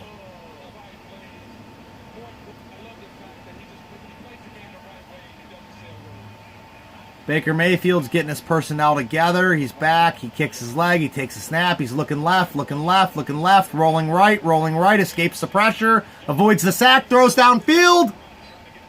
Ooh, way out of bounds, dude. Way out of bounds. Ugh, that was ugly. That was ugly. Dude, when Baker Mayfield rolls out of the pocket like that, I feel like he's usually money. That was out of, he threw it out of bounds, man. Landry caught the football, but man, he was 3-4 yards out of bounds. So they're going to bring on the Scottish Hammer, and they are going to punt again.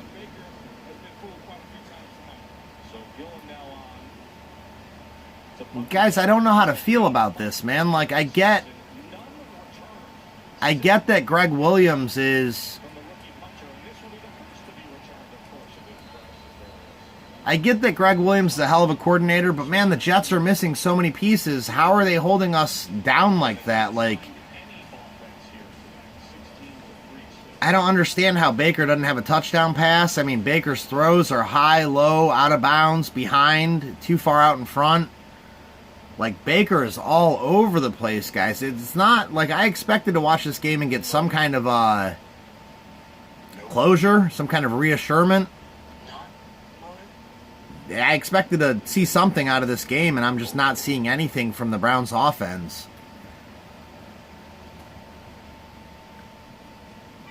It's rough, guys. This is rough.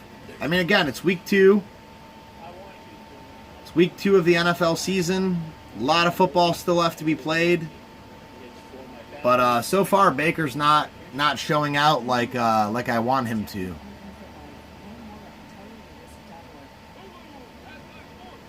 Shaq Rat, that's not hard to do, brother. Man, if there's one person that I could actually say that I dislike, I mean, I say I hate this guy all the time, or I hate that guy all the time. I genuinely do dislike Joe Buck. I genuinely don't like the guy. He's just... Don't get me started on Joe Buck, man. Especially, like, the thing that really made me hate the guy was the 2016 World Series it was the Indians versus the Cubs. That dude had so much Kyle Schwarber meat in his mouth, bro. I couldn't understand a word he was saying. Dude, he had Kyle Schwarber's entire meat just jammed, in his mouth, dude. He looked like a squirrel, dude. Balls popping out on each side, just big bulge, dude. The meat was all the way down his throat with the balls in his mouth, bulging out like a squirrel, dude, or a chipmunk. I mean, Joe Buck couldn't take any more Kyle Schwarber meat in the mouth if he wanted to. And he's a Cleveland hater. He's like a Colin Cowherd, bro. He hates Cleveland. He's a Cleveland hater. Deafness, dude, thanks for stopping in. I appreciate having you here, man. It was a pleasure. And we'll see you in your next walk vlog or your next stream, my friend. I hope you have a blessed night, brother. Oh, by the way, if you're still here, I got an email that said my package went out. I think he bounced. I missed him. I was going to tell you I appreciate that. Thank you, man. It was no hurry. I wasn't in a hurry, but I appreciate you getting it out to me, Deafness.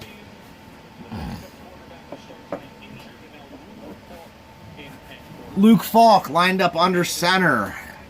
Takes the snap, hands off, no, fakes the handoff, looking downfield, big throw. Robbie Anderson caught on the sidelines. Caught. He got that. He got that, dude. He got that.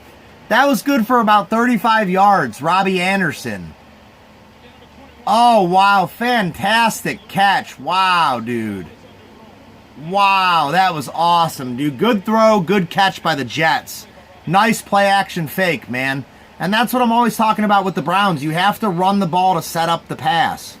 The Browns just come out and they throw, and they come out and they, dude, all throwing, guys. You know, you have to set up that run and establish the run to be able to pass effectively, man.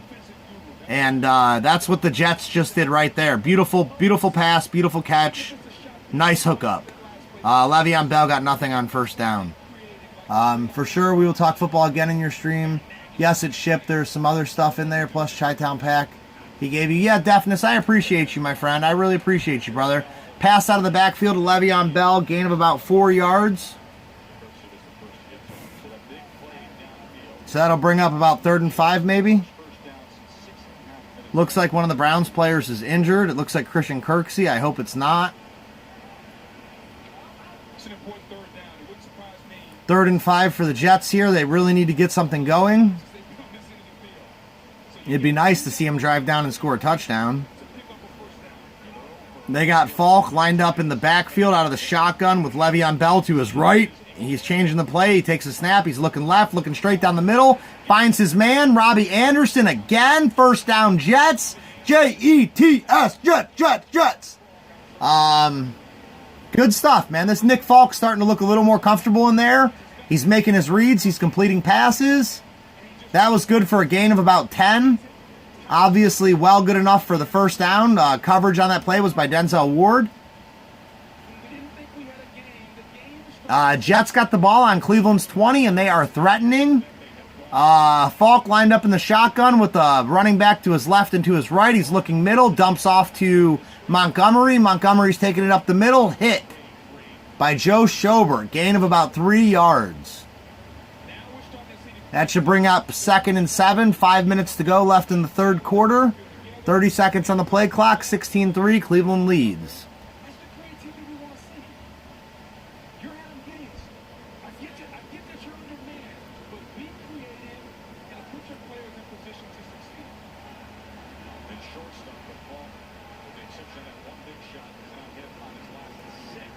Falk, Luke Falk, sends the man in motion, line up in the shotgun, takes the snap, hands off to Le'Veon Bell out of the backfield. Bell is hit. Bell is tackled by a group tackle. Burnett and Schobert and Mac Wilson all in there on the stop. Gain of about 3. I'm being generous. Gain of about 2 probably.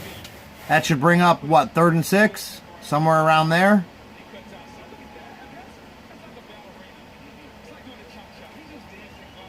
Mac Wilson was the first one on the stop there. 3rd and 2. Wow. So he got a lot more than I thought he did. 3rd and 2. Lined up in the shotgun. 3 guys out left. He takes a snap. He's looking left, looking right, looking down the middle. Throws into the end zone. Back of the end zone, Robbie Anderson. Caught the ball out of bounds. That's going to bring up 4th and 2, and I expect the Jets to go for this. 3 minute, 49 seconds left to play in the third. A field goal really will not help them here.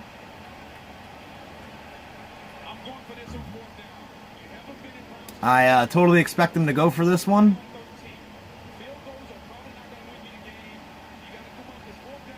They're keeping their personnel on the field. Now, see, if I'm the Jets here, I'm running the ball with Le'Veon Bell. I just am. I mean, Le'Veon Bell should be able to get you 2 yards, you know, anytime you call on him. He takes the snap. He's going to throw it to Bell. Bell out on the left side. Oh, stopped just short of the first down. Turnover on down Jets. Damn. They really had a shot to get some points there, guys, and they absolutely blew it. So that's going to be turnover on downs. Browns football on about the 10-yard line, somewhere around there. Really unfortunate for the Jets there. My My brother just texted me, and he literally said 2 words. He said, Browns suck. So, I'm not the only Browns fan who is very, very discouraged by what we've seen here tonight. It's been a very, very underwhelming performance by the Browns. If we are struggling to beat the injury-ravished Jets, I don't know how we're ever going to beat the Patriots or the Rams or any of those teams that are actually good. You know, but I mean, I have to kind of agree with my brother. The Browns are looking pretty bad. You know, all things considered here. Guys, feel free to type some chat in the stream, man. Yeah, I don't want to just bore you guys to death with my ridiculous commentary. You know, give us things to talk about, guys. Talk about anything. We could talk about baseball, football, basketball. We could talk about fishing. We could talk about NASCAR, like Bubba was asking about. Talk about anything, guys. Anything, or Lethal, rather. Lethal was asking about NASCAR. Talk about animals. Talk about Bear Grylls. We could talk about anything, guys. This football game's getting kind of hard to talk about.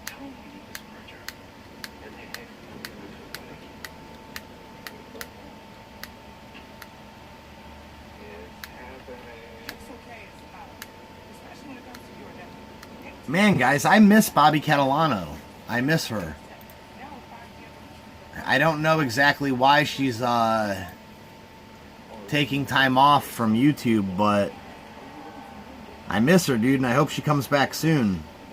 Because she's a positive energy that, you know, she's fun to be around. She's fun to have in the streams. She's fun to see in other people's streams. She's fun to be around.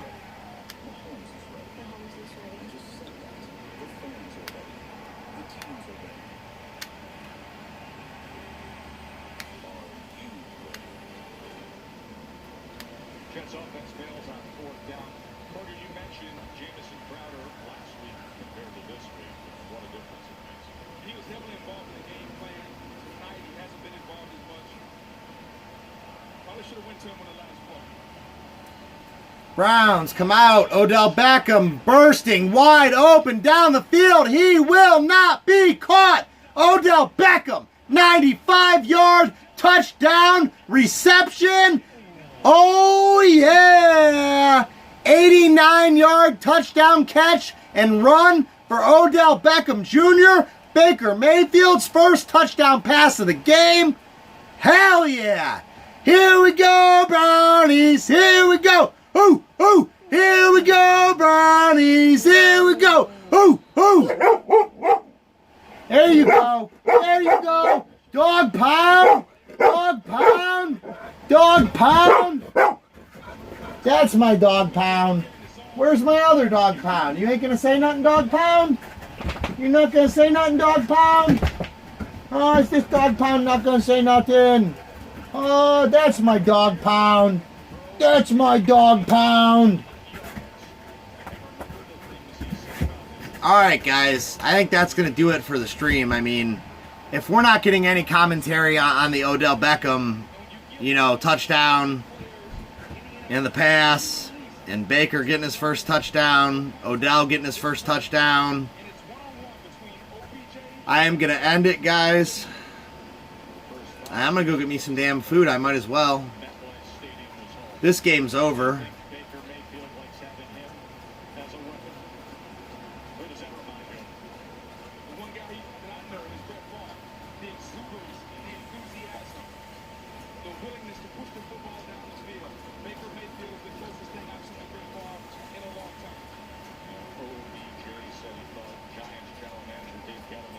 Odell Beckham, 7 targets, 4 receptions, 143 yards, and a touchdown.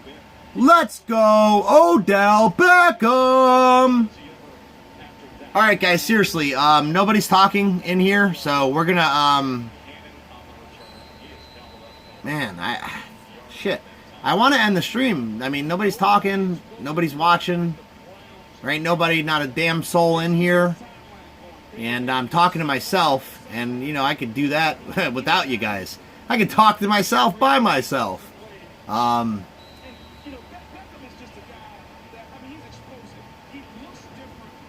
Man, that is a beautiful thing to watch, guys. Beautiful thing to watch. Odell Beckham's out here running faster than you can drive in a school zone, man. He's out here running 21 miles an hour. He would have got pulled over if he was running like that through a school zone. They'd have pulled his butt over. You remember there was a little back and forth this week with Odell Beckham and Greg Williams, defensive coordinator But, of the Jets. hey, Steve, what's up, man? Thanks for stopping in. How you doing tonight, brother? Browns look pretty bad, you know, to be honest with you, Steve. But, we're winning.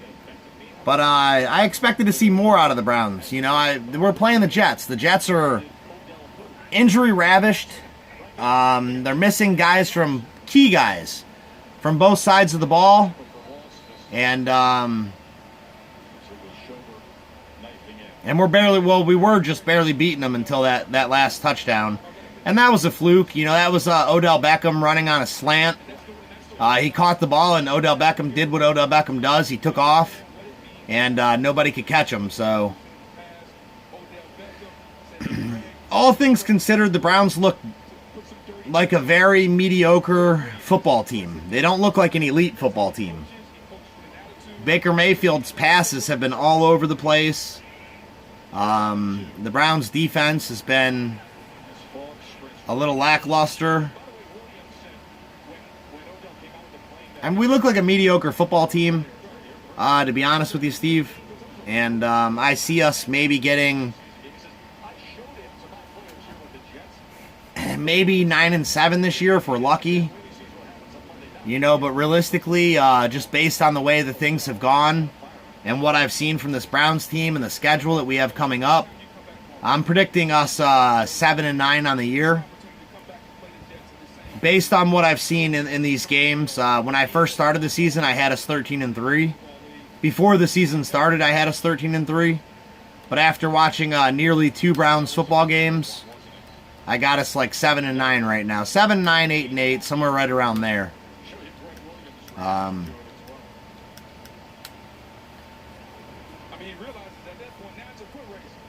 But yeah, I mean, the Browns are winning, man. Can't go wrong with that. Love it when the Browns are winning. You said 10-6 before the season started. Yeah, there was a lot of people. A lot of people were on the 10-6 thing. I mean, it's still possible. It's very possible. After tonight, we'll be 1-1. You know, it's impossible to say, but I feel like, I don't know, I feel like the Browns are playing down to their competition. You know, and I guess, you know, as long as they're winning, that's okay, but can they play up to their competition? You know, that's what I'm curious to see. You know, can they compete with a good football team? You know, so far we have not competed with a good football team. Baker's going deep again. Pass is incomplete. But yeah, Baker overthrew him. I mean, it hasn't been a particularly great showing for the Browns. You know, we should be up 50-3 and running the ball and ending the game. You know, it's a banged up, not great, you know, young Jets team. You know, but I do give Greg Williams credit on the defensive side for the Jets. You know, give credit where credit's due. Cashman, the young linebacker from Minnesota, is looking really good for the Jets today.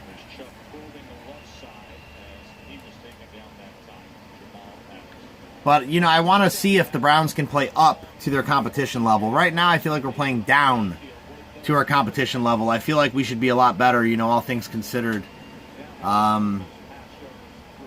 Most passing yards in the first 16 games in NFL history, Patrick Mahomes, 5,100. Andrew Luck, 4,374. And Baker Mayfield with 4,256. So Baker Mayfield has the third most passing yards in the first 16 games in NFL history. That's a pretty decent stat. He's throwing to Johnson on 3rd and 12.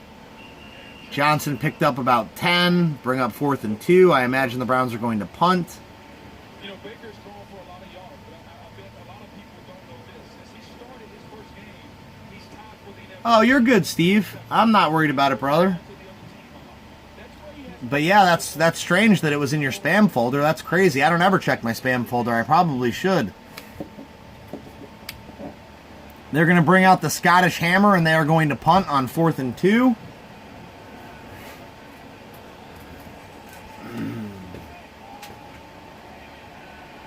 Barrios home for the fair catch, and he does so after 12. Shack Rat, you say you're still here, but you ain't saying not a dang word, brother. Get up in that chat, Shack Rat. Get up in that chat. Let us know what you're thinking about, brother. On ABC. But oh, what I was saying about the Browns, I totally forgot, man. I would say Tennessee. Tennessee is a middle-of-the-road team, I would say. You know, we got absolutely smashed by Tennessee. You know, we're playing against a really, really young, badly injured, arguably bad Jets team, and we're not smashing them like the Titans did us. So, you know, it's not... Le'Veon Bell's out here gashing us for yards, hurdling defenders.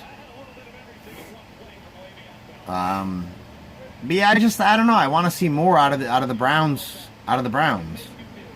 You know, I want to see more out of us.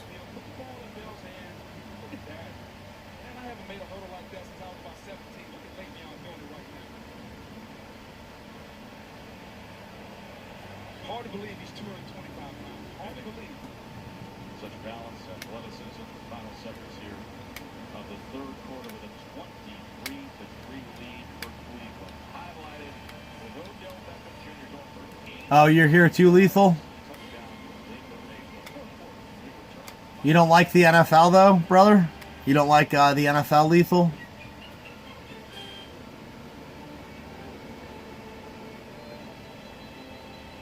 Guys, if you don't get the game and you want to watch the game, guys, the description will tell you guys how to watch the game.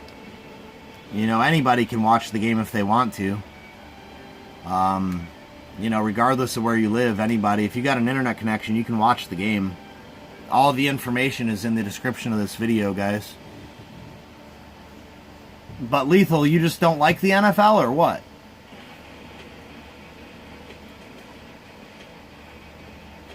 I mean, I don't blame you. You guys freaking play Australian rules football over there. You guys play rugby. You guys got a lot more brutal sports than we do.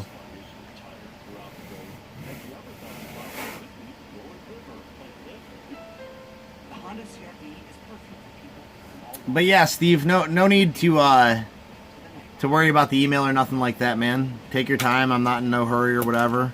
You told me to email you. It took me a minute to do it, but I did get the email out. You know, I talk to everybody on these streams and stuff, and if I say I'm going to do something, I try and make it a point to actually do it. You know, so I emailed you because you told me to. So, you know, no worries about, you know, getting back to me or anything on it. You know, not a big deal at all, my friend. Yeah, I caught a little channel cat. He was maybe like 14 inches at the most. I would say anywhere from 12 to 15 inches. So I guess 15 inches at the most. I just contradicted myself, but yeah, just a little teeny tiny little baby channel catfish. Nothing too big. Nothing to brag about. That's for sure.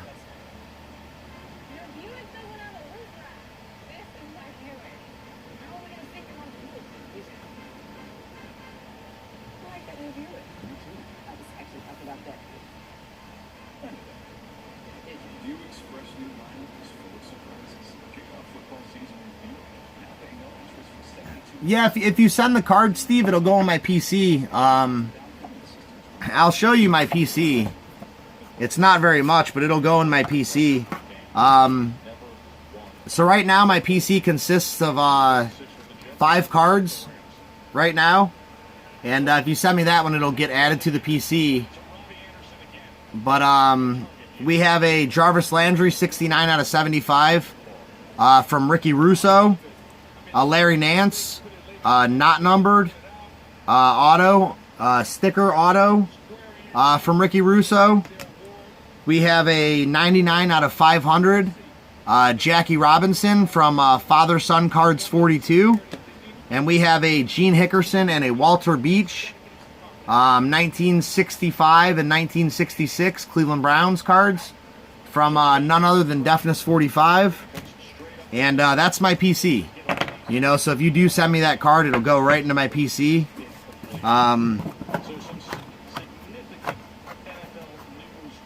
Additionally, you know, any letters or anything that I get, you know, they go in the PC. Here's a letter from Ricky Russo in the PC.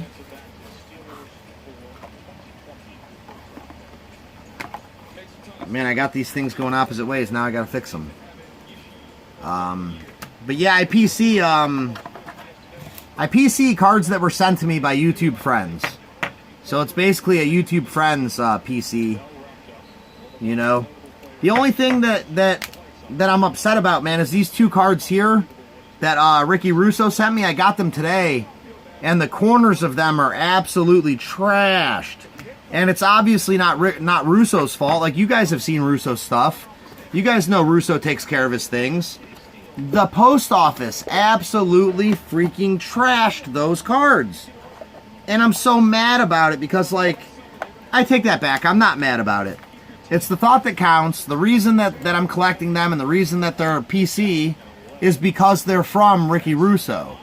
That's why they're in my PC. So I was never ever going to sell them or flip them or anything like that anyway. It was never going to happen in a million years. But the fact that I could have had two pristine cards from Ricky Russo instead of two dinged up cards, it does make a little bit of difference. But at the end of the day, like I said, the reason that they're important to me and the reason that I love them is because they're from Russo. You know, but would I have preferred if the, man, that was a good hit by Garrett on the quarterback. Would I have preferred to have two cards from Russo in tip-top shape? Absolutely. But, yeah, it was a bummer. Man, it was a bummer that the post office ruined those cards. But, you know, all things considered, I'm still very, very happy, very, very pleased. Illegal use of hands to the face. Offense number 68. That penalty is declined. The result of the play is a turnover. Oh, snap. I'm missing some chats here. No, it's a Wicked game. It's not on TV. Oh, I didn't realize the link. Thanks, Phil. Didn't realize you put how you can catch the game in your description, and then I would miss your live stream, brother. Shaq Rat, I mean, it's good, man. You could either watch the game, you could watch me, you could watch both. But yeah, I mean, dude, if you actually want to watch the game instead of watching my dumb butt, go watch it, man. I ain't going to take no offense to it. The whole point of the live reaction stream is so that you get people in your chat watching the game with you. You know, and they got the game pulled up, and they got you pulled up, and they're like, oh my gosh, did you see that catcher? Wow, what did you think about that sack? You know, and you guys can discuss the game and stuff. You know, that's the whole point. But yeah, I love hanging out with you guys, man, and I'm very, very grateful to have you here. But at the same time, if you want to watch the game, pull up the link, go to the channel, you know, follow the instructions, man, and go watch the game, guys, by all means. You know, and it's not just that game that you can watch. You can use that website to watch any game that you can think of.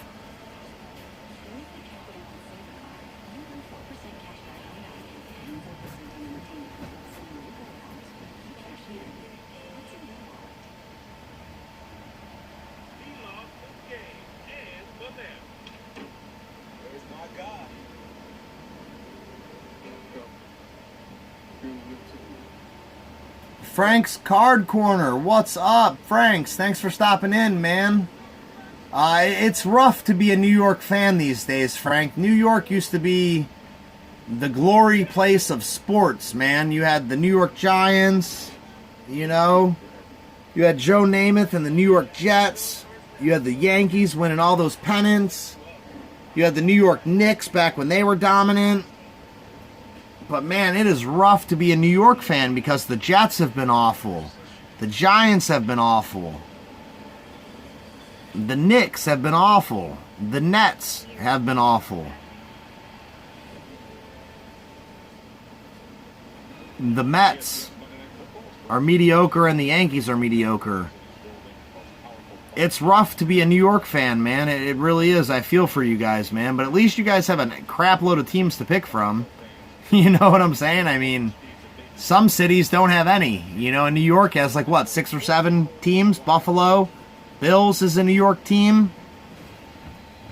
How many professional sports teams does the state of New York have? So we just talked about 7. They have the New York Rangers in hockey. Don't they have like a Long Island hockey team? I want to say the state of New York has like 9 professional sports teams that you can root for. If not more. They might have more than that. So there's always that going for you. But yeah, it's tough to be a New York fan, you know, in this day and age, guys. It's tough.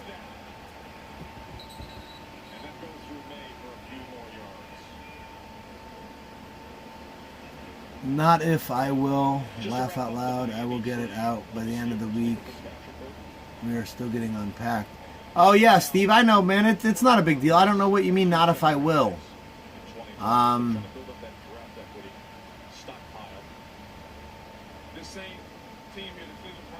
sorry, man. I took too much time and forgot what I was saying here. Yeah, Ricky is a good dude.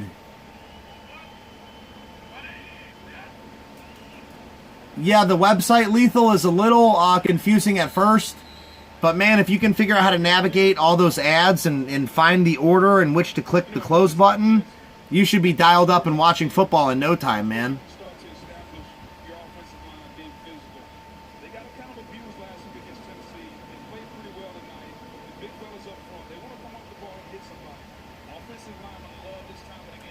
Yeah, Purple, the Yankees are the best one for sure. And Mets, the Mets are mediocre right now. Buffalo is 2-0, I believe, Steve.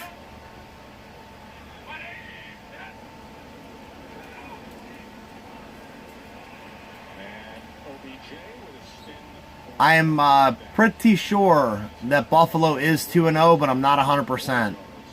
Rangers, Islanders, Giants, Jets, Mets, Yankees, Knicks, Nets, and Bills. Yeah, so that's 9 professional sports teams.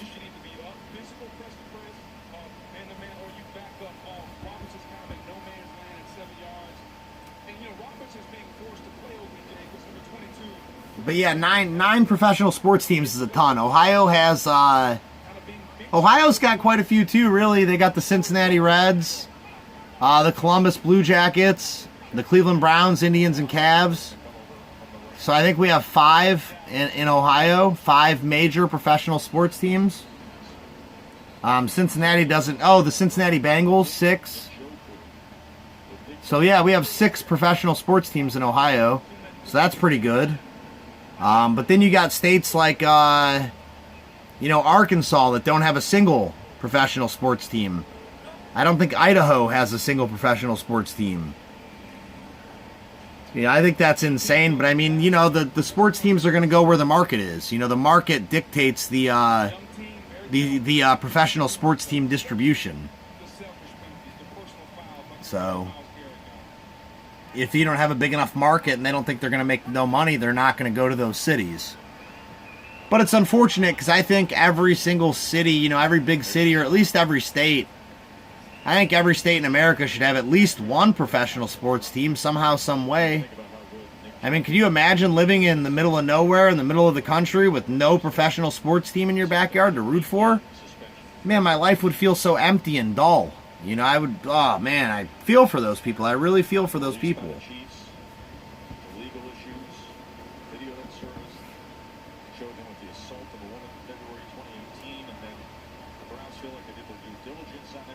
Yeah. Yeah, Steve, Luke Falk does not look good, brother. Luke Falk looks absolutely awful. Baker intercepted. Baker shouldn't have thrown that football, but it is what it is. Baker got intercepted. He shouldn't have threw that football into double coverage like that. That was dumb. He's all over Beckham. All over Beckham.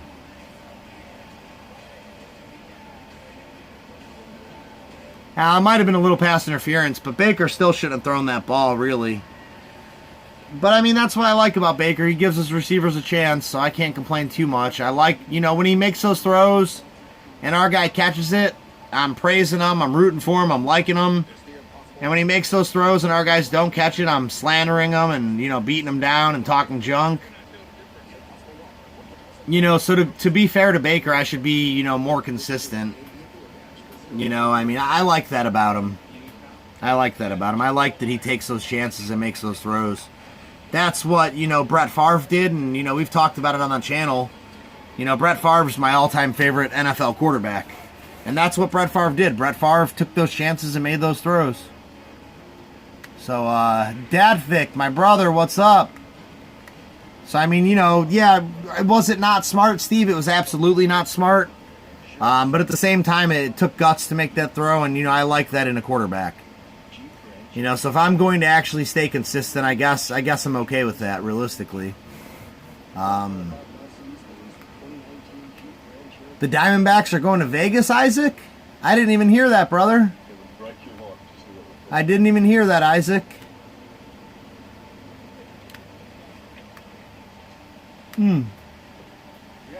Try not to yawn for you guys. I don't want to make you guys start yawning.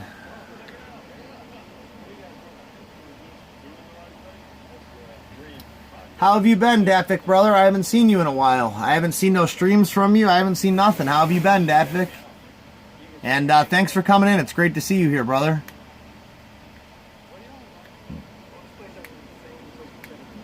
Oh, yeah, Steve. That game was too close for comfort, man. That game was too close for comfort, Steve. The Battle of the Birds. The Battle of the Birds. Yeah, Brett Favre was the gunslinger, Shaq Rat, and, you know, that's who I like to compare Baker Mayfield to. You know, that's who I like to compare him to. Now, is he realistically on Brett Favre's level? Of course not. No way. But I hope that someday he can be there, man. Last year, he definitely has that gunslinger mentality for sure. But last year, man, Baker Mayfield was putting so much zip on the dang football, he reminded me of Brett Favre. He was putting so much zip on that football that when he came in and Tyrod Taylor went out, the receivers were just dropping passes. Wide open passes in their hand. Because they just didn't expect the velocity of that football to be coming out that hard. I mean, Baker has an absolute cannon on him for a little guy. And he's got the gunslinger mentality, so he's got everything he needs to be the next Brett Favre. You know, he's got the toughness. You know, when he got a late hit earlier and they shoved him out of bounds and the guy got roughing the passer, Baker literally got up and got in the guy's face. Like, and Baker, you know, holds, you know, he doesn't hold back, man. He's got the right attitude to be just like Brett Favre. You know, I'm hoping one day he will be like Brett Favre. That's why I like Baker, man. He's a little bit cocky. You know, he errs a little bit on the side of cockiness, but, man, he's confident. You know, that's what you want in a quarterback. You want confidence.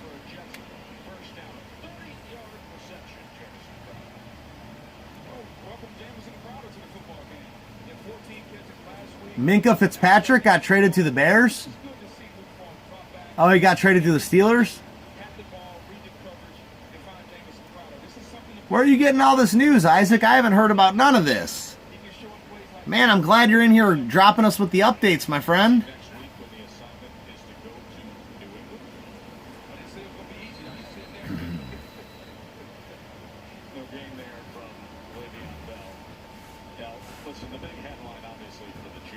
Yeah, I like Minkah. Minkah shares the same last name as me, so I like Minkah. He was a stud at Alabama. You know, I expect big things from him in the NFL. I expect him to really come in and get the job done, you know, to be honest with you. But unfortunately, I don't want to see him go to the Steelers. Because like I just got done telling you, I do think he's a good player with a lot of promise. And anytime the opposition is adding talented players, you got to kind of hold back your is that offsides? 95. Yep. Myles Garrett still jumping off sides. He's got to get that cleaned up. He's been doing that forever. But, yeah, anytime your opposition in your division gets talented players added to their team, all you can do is breathe in and sigh and be like, well, I used to like that player. Now I can't like Minkah Fitzpatrick no more. If he's going to be a Steeler, I can't like the guy no more. That would be against my code of conduct as a Browns fan. Falk takes the snap, looks right, throws right, finds Le'Veon Bell. Le'Veon Bell breaks a tackle. He's going down the sidelines. Ball comes out, fumbled, recovered by the Cleveland Browns. TJ Carey. Le'Veon Bell popped that boy out. Somebody popped it out. And TJ Carey caught the ball in midair and got the fumble. Who popped that out? Joe Schobert. Joe Schobert coming all the way across the formation to lay a lick on Le'Veon Bell and pop that ball out. TJ Carey recovered it, returned it for a little bit, and the Browns stopped the Jets from scoring. Guys, I know it's pretty much garbage time, but man, dude, the Jets were awfully close to scoring on us there. If it wasn't for Joe Schobert causing that fumble, I think the Jets would have scored a touchdown there.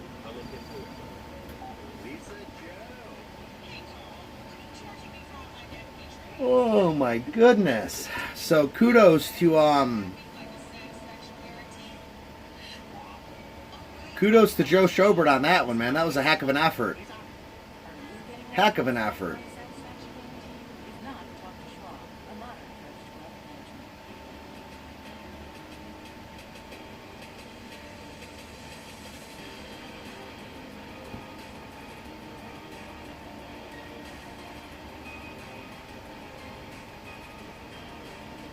Oh my goodness, guys, I am going through it. I don't know why I keep yawning. Probably because this dang football game is so dang boring. I don't know what else it could be, guys. I really don't know.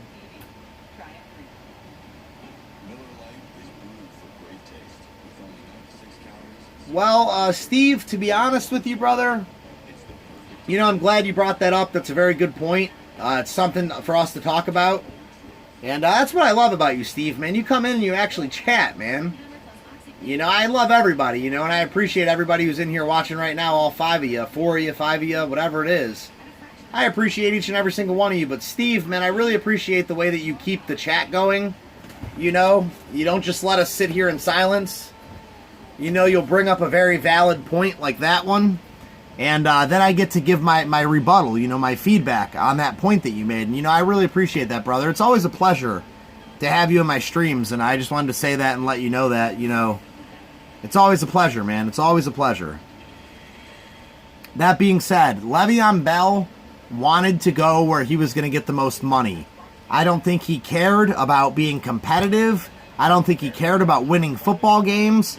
I think he wanted one thing, and that one thing was money. And now he's got that money. He's on the Jets. And I don't think he cares about anything else, honestly. I don't think he cares whether they win, lose, or nothing. And could I be wrong? Absolutely. I could be absolutely wrong about that. But that's just my opinion, my take on the Le'Veon Bell thing. I think he probably wishes that he could be on a winning football team and making that money. But the reality of the matter is, you know, as long as he's got that paycheck, I think he's okay with that.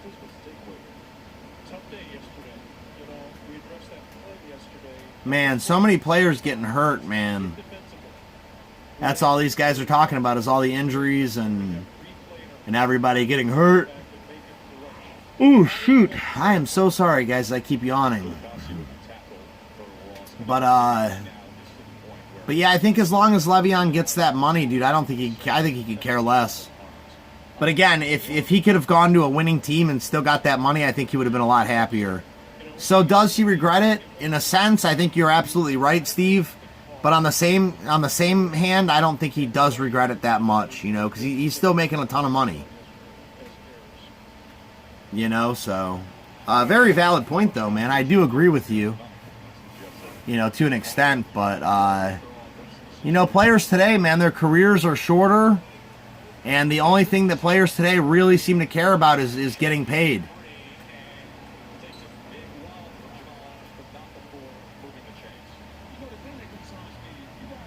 Dang, Nick Chubb just took a heck of a hit. That was a... man, that was a heck of a hit, guys. Heck of a hit.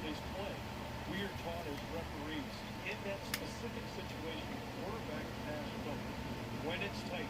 Man, dude, I cannot stop yawning. They keep showing these announcers. They're not even showing the game. They're showing 3 guys talking in a booth. And it is just incredibly boring. Incredibly boring.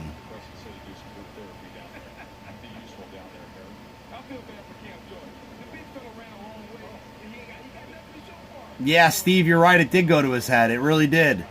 But again, that's what the point I was trying to make before I keep getting interrupted by all these yawns and I can't finish a dang sentence. Today, man, the NFL career is just shorter than what it used to be with all the head injury stuff and, you know, all the injuries and all the stuff coming out about how, you know, retired players don't even know what year it is, you know, don't know anything, you know, all that stuff that's coming out. You know, I think it's totally having an effect on these other players. You know, and if you pay attention, you notice the NFL career is shorter now.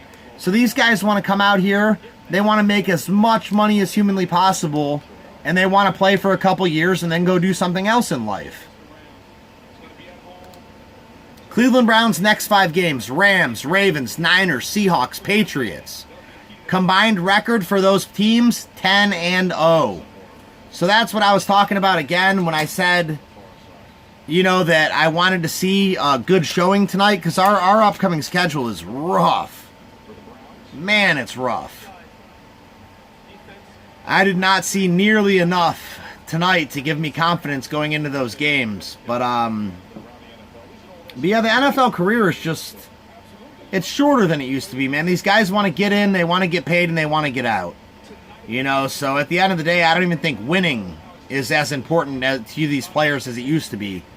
You know, money's here and winning is down here, where it used to be. And for some players, it still is. Winning's up here and money's down here. You know, so it just depends on the player. I think Le'Veon Bell is one of those greedy players that just wants the money. So he was a quarterback at Alabama. And of course, you were a great All-SEC. He just wants the money, man. Minka Fitzpatrick, I already read that one. Jets weren't supposed to be this bad. Yeah, Scooter's Cards, I agree, man. And if you were here at all tonight, I was actually, you know, I've been saying it all night. I was really excited for this game. I was super excited to see what the Jets were going to do this year. I was all on board the Jets train when the season started. You know, they got Greg Williams. They got a bunch of rookies. They got a lot of good pieces in place. I expected huge things from the Jets this year, and it's really, really unfortunate, you know, that their team is so banged up and so injured and, you know, just everything. You know, it's really, really unfortunate, you know, everything that's, you know, involved in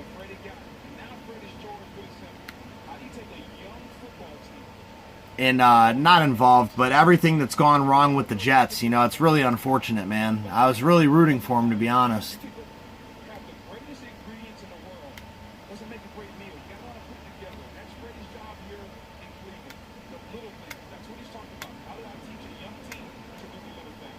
But yeah, Nick Chubb is a beast, Steve. I just wish he got more action than what he's been seeing. I believe that Damian Ratley, still going, Damian Ratley.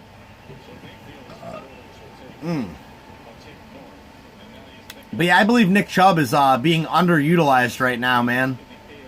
I believe he's underutilized, but I do believe that he is a really, really, really good player. Just not being used enough.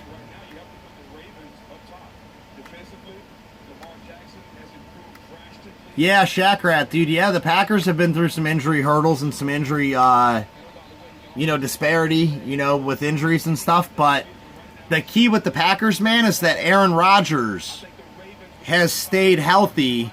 And Rodgers is good enough to make you guys competitive in any game. You know, he's just that good. Now, do I like Aaron Rodgers? Absolutely not. Is Aaron Rodgers a good quarterback? He absolutely is. So, you know, that's the difference, you know, between the Jets and the Packers. is even though you guys have all those injuries, Aaron Rodgers is absolutely good enough to keep you in those games.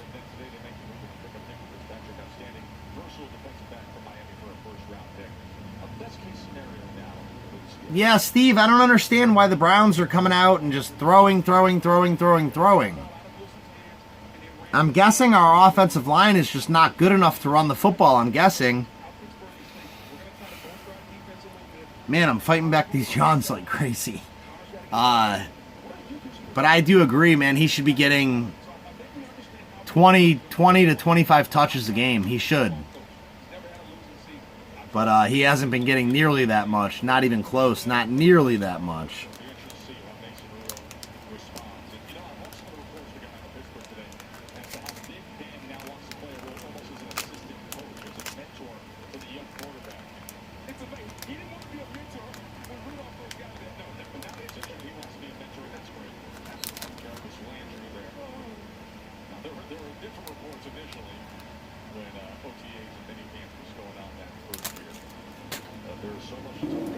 Alright guys, this game is officially almost over. It is officially 11:07. All of the stores are now closed.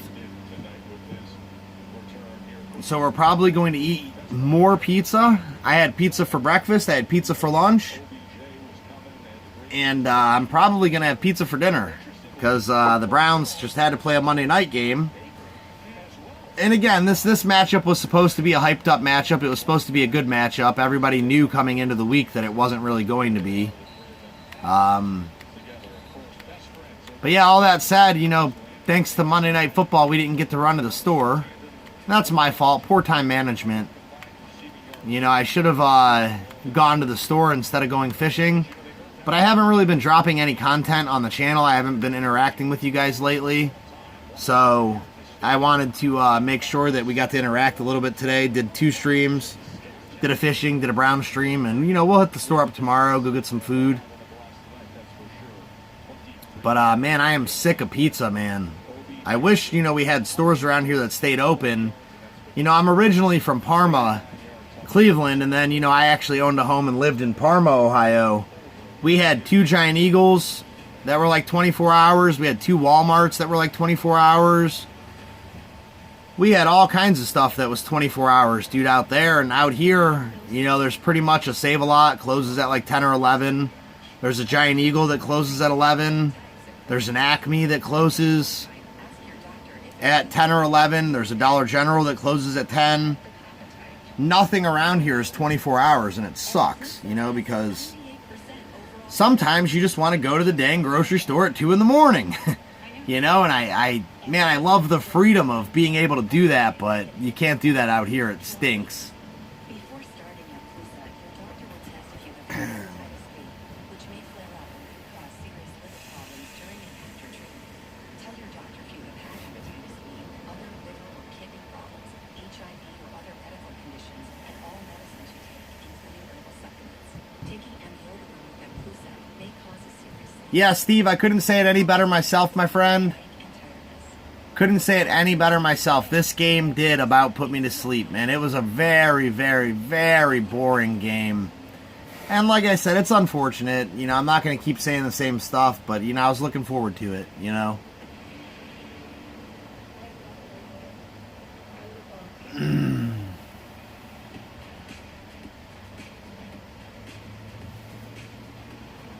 Yeah, Shaq Rat, that's true, man. That's true, Shaq Rat. But I mean, you gotta give, you know, other teams credit, man. You gotta give credit where credit's due. You know, there's 32 teams in the NFL, and I would say anywhere from 5 to 10, you know, truly elite quarterbacks. You know, and as the saying goes, you know, every dog has its day. You know, as the other saying goes, any given Sunday, man. That's what I don't know if that's true, but I've always assumed that the saying any given Sunday comes from football, and the fact that any team can beat any other team on any given day. You know, you never know what's going to happen in the world of football. So you got to give, you know, the other teams credit, but yeah, it is unfortunate to have such dominant personnel and still only be able to have two championships to show for it.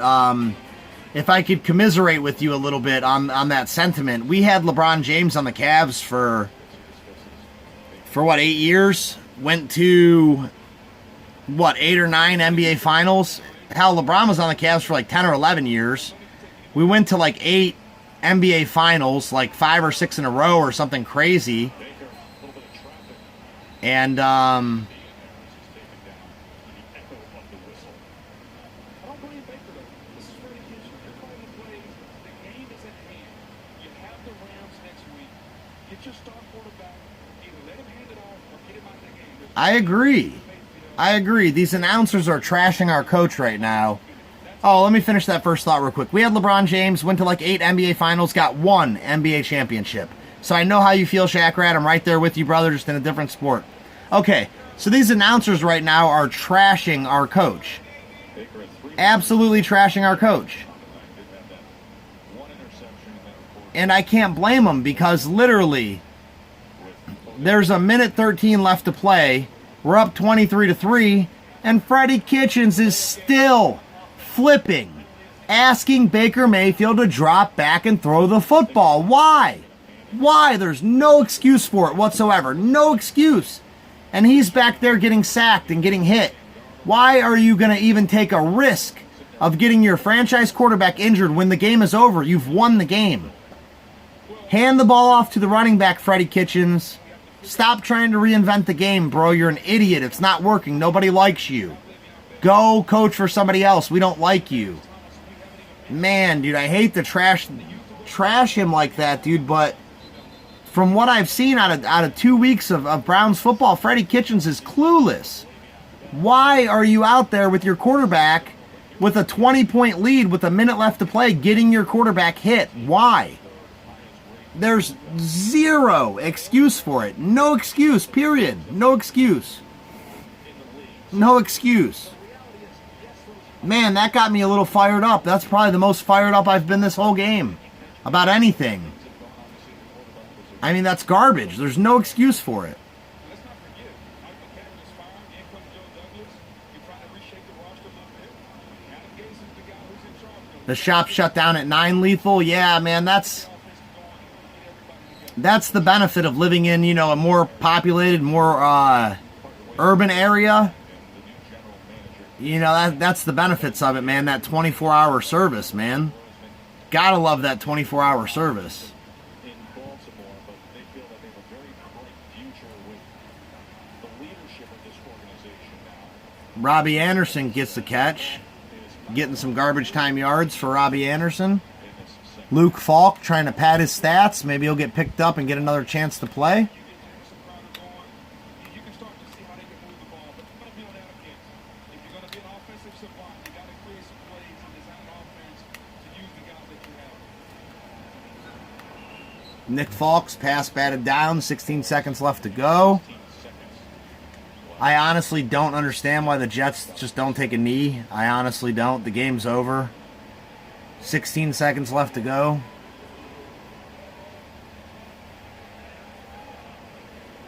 Baker Mayfield talked about staying focused, not panicking. LeBron is a sellout to your Cavs. He won a championship for your green. Then the next year he leaves your team for the bought-out Lakers, and that's why I really hate the Lakers. Yeah, Shaq Rat, don't get me wrong, brother.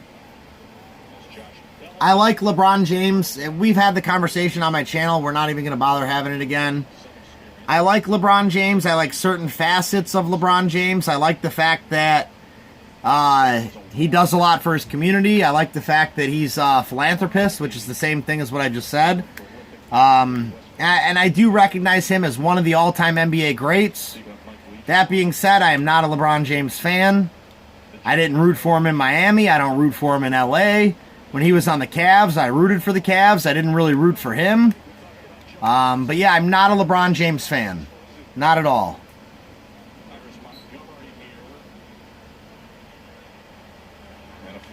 The referees are throwing flags. The Jets are still throwing the football. I'm assuming they're just wanting to get in reps. You know, like practice reps, because they might have Falk out there next week as their QB. So maybe that's why they're still throwing and still trying to go, maybe. Lower and lead with the helmet. Barry, I like how you analyze officiating. Right But, double zeros on the yeah, this is ridiculous. This game's even still going. But yeah, Shaq Rat, long story short, I am not a LeBron James fan. But I do recognize him to be one of the greatest players in NBA history, if not the greatest in NBA history. Got to give credit where credit's due, even if you don't like somebody, man. You got to give credit where credit's due.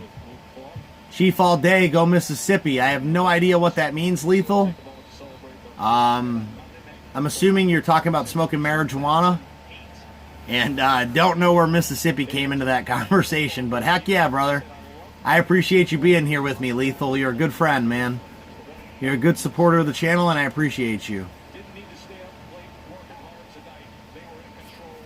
All right, this should bring the game to an end if we could tackle this guy.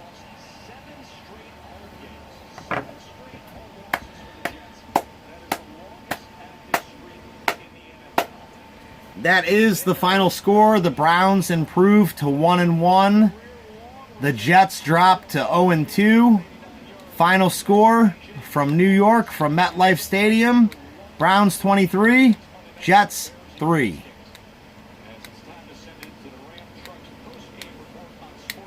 Or heck, maybe we scored 26. I don't even know. It's pretty bad when you don't know what the score is because it's that ridiculous, but that does it, guys. The game is over.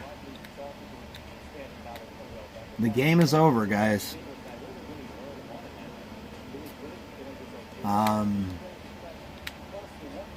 Good to see the Browns get a win, even though it was an ugly win. I'll take a win any way that I can get one. My takeaways from this game is that Odell Beckham is as advertised. He is the real deal. He is a game changer, one of the greatest receivers in the NFL, without a doubt. Baker Mayfield looks like a mediocre quarterback. Freddie Kitchens looks like an awful, absolutely terrible head coach.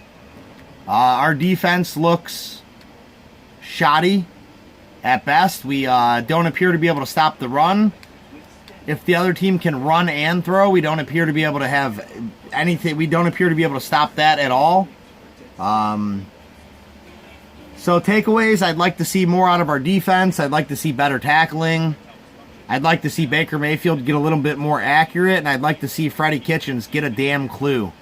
Maybe Freddie Kitchens can call up clueless Hugh Jackson and get some coaching tips, because as it stands right now, Freddie Kitchens does not have a clue. Anything you guys want to leave me with? Yeah, Shaq Rat, a win is a win, brother. You're absolutely right about that. Anything anybody wants to say or leave me with before we hop off of here? Anybody have any pressing needs or anything going on in their life they want to talk about? Anything somebody needs get off their chest or anything like that?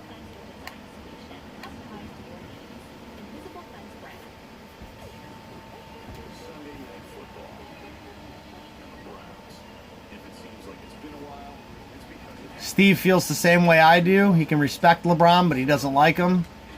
I would say that you put that perfectly, Steve. You hit the nail on the head with that one, brother. Giannis could be the next elite player for the NBA. Yeah, Shaq Rat, I honestly do believe Giannis Antetokounmpo is a world beater. I don't think there's many out there that are better than Giannis, truth be told.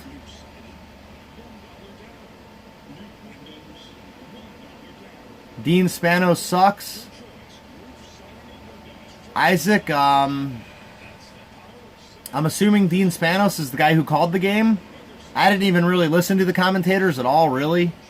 I was talking to you guys. But yeah, a lot of these commentators suck, to be truthful, man.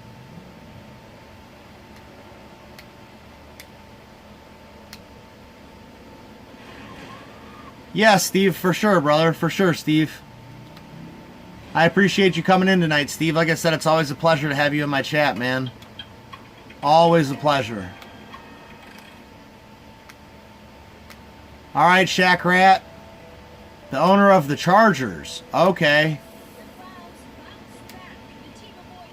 Well, the Chargers will hopefully get better, guys. Hopefully. I like the Chargers. I like Phillip Rivers. He's one of the quarterbacks that I root for. Just because, you know, he's been playing so long and he hasn't really won a championship. I would love to see the Chargers win a championship. I would absolutely love it.